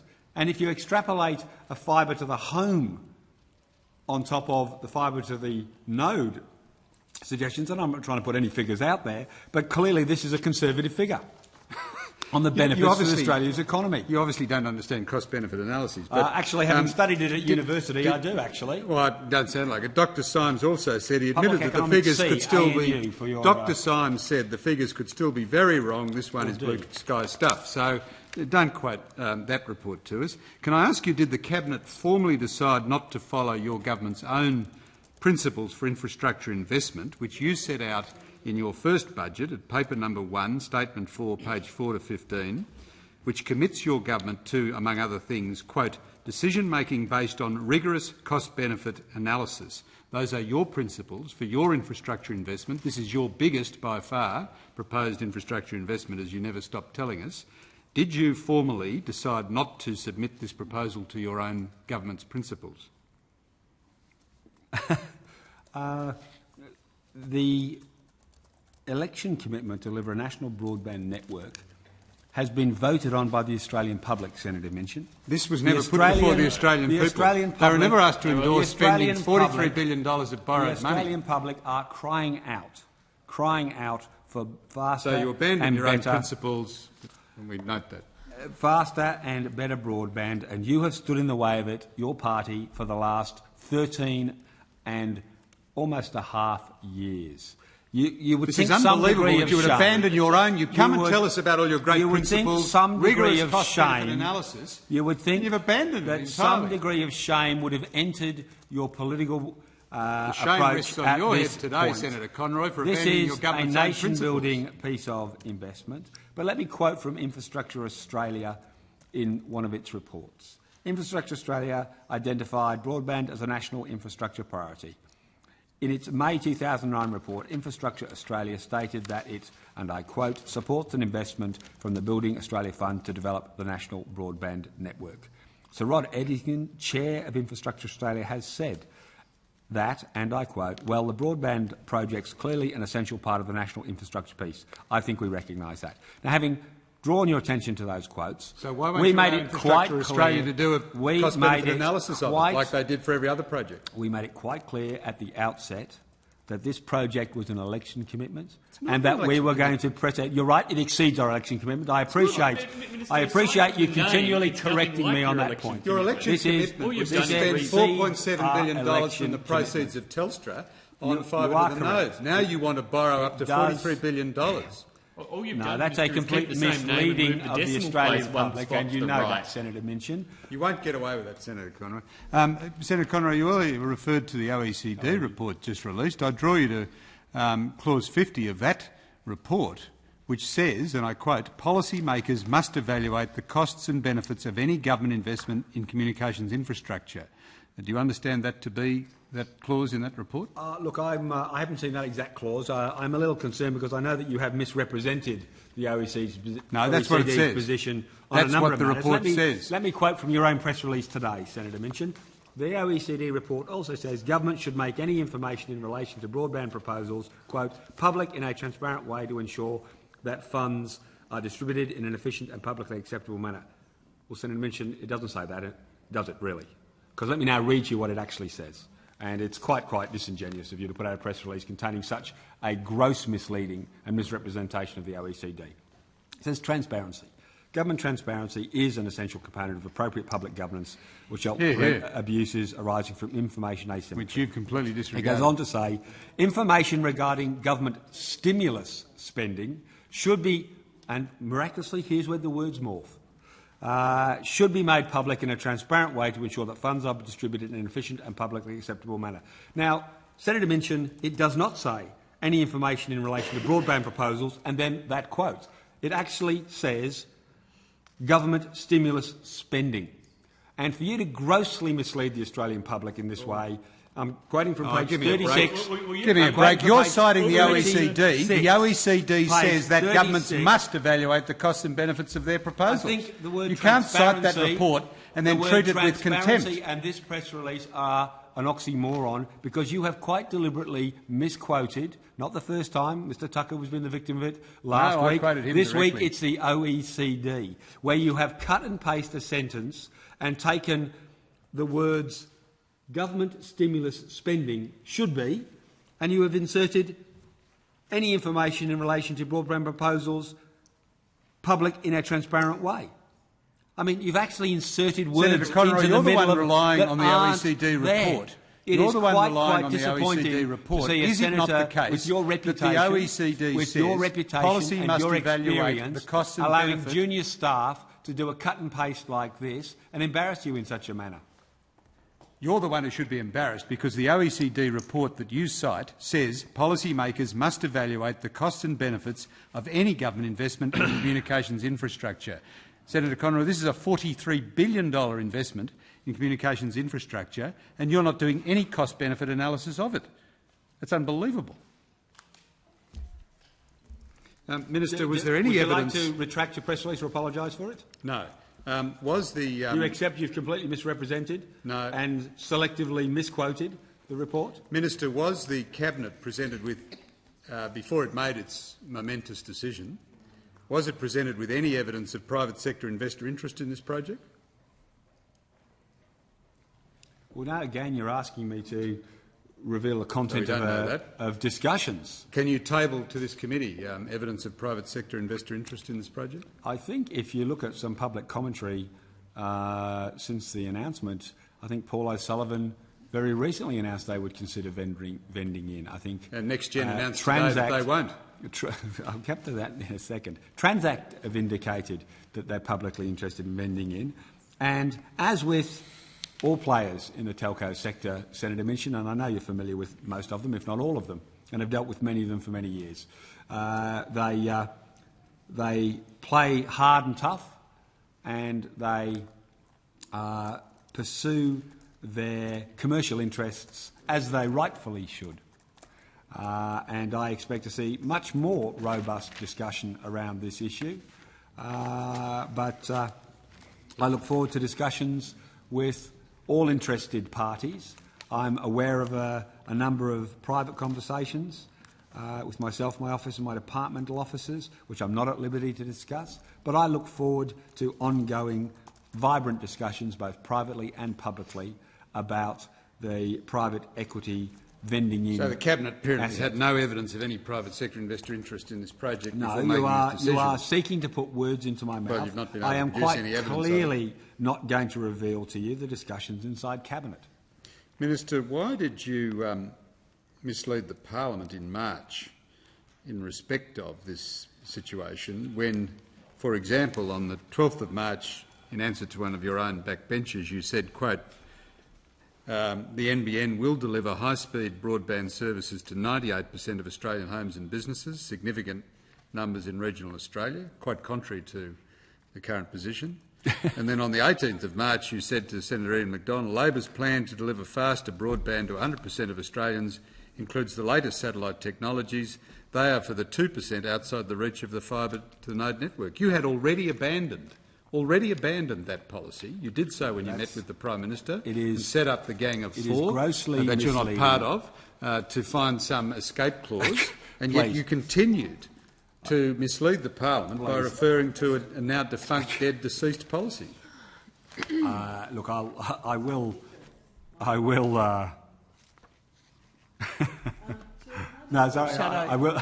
I do want to respond. Thanks, Senator Lundy. I do want to respond to Senator Minchin's comments because they're quite serious.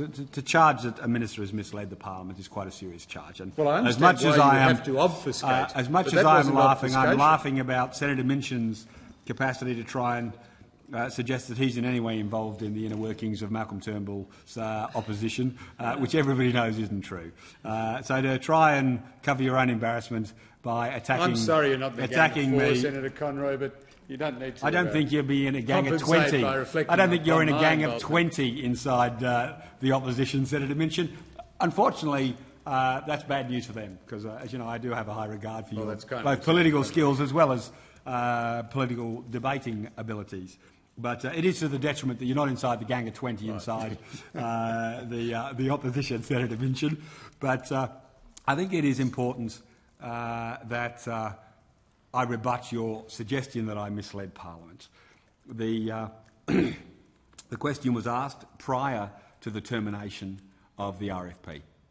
And for probity reasons and to ensure that the probity was not breached, I was in a position to reiterate the existing position, and it was the existing position. The RFP process was not terminated till the 7th of April. And if you want to talk about people having different positions, Senator Minchin, I'm happy to draw your attention to the Senate Select Committee on NBN on the 3rd of March 2009, when you said what you're really saying is what the rest of us have always thought, that that is not going to be commercially feasible. And we're talking about 98% fibre coverage in Australia. And fibre to the node may be 80 to 90%, but some form of wireless or satellite solution will be required for, let us say for the sake of the argument, the final 8%. That's you, Senator Minchin. Then on November the 13th, 2008, the Coalition fully recognised that on a continent as vast as Australia, a mix of technologies must be utilised to ensure equitable and reliable nationwide broadband coverage. But after the NBN announcement, with the new 90-10 split, you went on to say on the 14th of April, now this promise of 98% fibre to the node has been wound back to 90%. So it's people in the bush who are going to miss out again because the government really doesn't care about them. And in the Herald Sun, you went on to say, the plan would widen the gulf between the city and the country. I think for a proposed taxpayer spend of this magnitude, people living outside major centres quite rightly expect a degree of parity. But instead we are seeing disappointments. I've almost finished. I do appreciate that you have been very patient. I have almost finished, Senator Minchin. Disappointment. Smaller communities learn they will get speeds of 12 meg, while people in the city will get 100 meg. Comparatively, instead of bridging the digital divide, Labor wants to spend billions of dollars to widen it. Now, Senator Minchin, you can't have it both ways. You can't, in your own words at the Senate Select Committee in March, say that it is not commercially feasible to go past 90% or 92%, I think you were perhaps suggesting. I actually think it was 90, but I'll allow you to correct me on 90 or 92, and then attack this government for a 90-10 solution. It really is walking both sides of the street. It is. That is quite irrelevant. Smacks of political opportunism. That's a complete misrepresentation of what I was saying. And you know our concern is the relative position you will leave the rural Australians in as a result of your policy.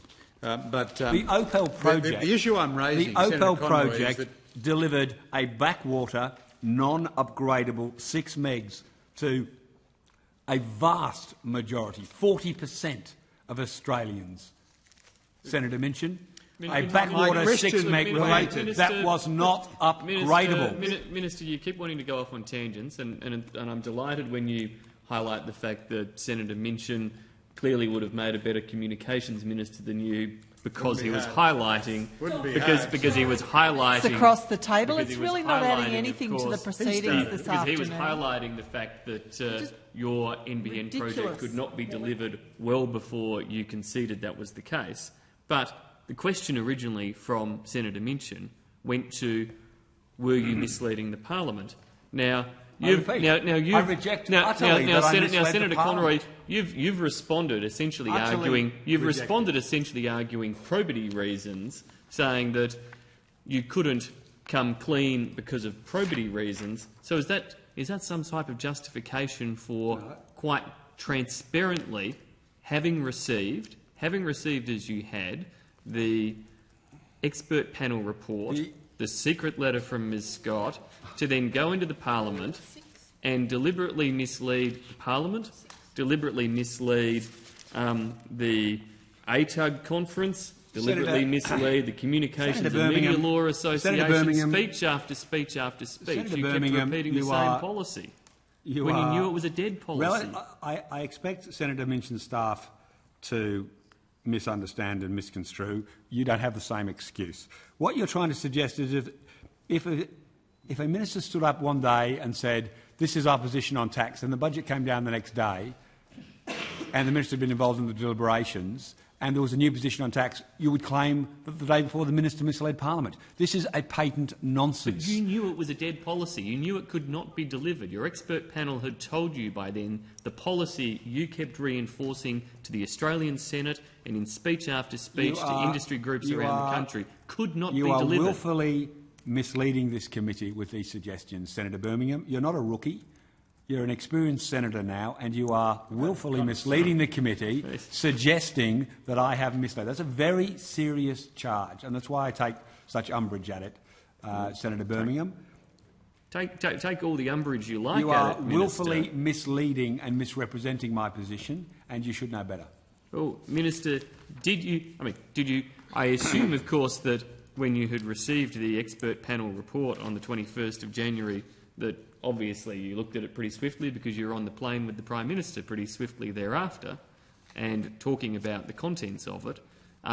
Surely by that stage you knew that the 98% policy, that the fibre to the node policy, was not deliverable. The RFP was terminated on the 7th of April, Senator Birmingham. It was part of probity, part of the government's position until the government terminated. And there are many... I terminated on behalf of the government. And there are many forms of words that you could have used, or indeed, more importantly, probably not used, in the period of time between the 21st of January and the 7th of April, that would not have been as misleading as the words you chose to use time and time again, reinforcing a policy that was not achievable. I reject utterly your suggestion. You're not privy to the discussions that took place. You are not in a position to make that assertion at any stage, Senator Birmingham. It is simply you looking for a cheap political headline. You're not involved in discussions. You weren't aware of all the information the government was considering, and it is patently wrong to make such a serious allegation based on no evidence whatsoever. Well, when did you decide that your election policy was unachievable? I terminated the RFP after careful and lengthy consideration on the 7th of April this year. And you won't acknowledge that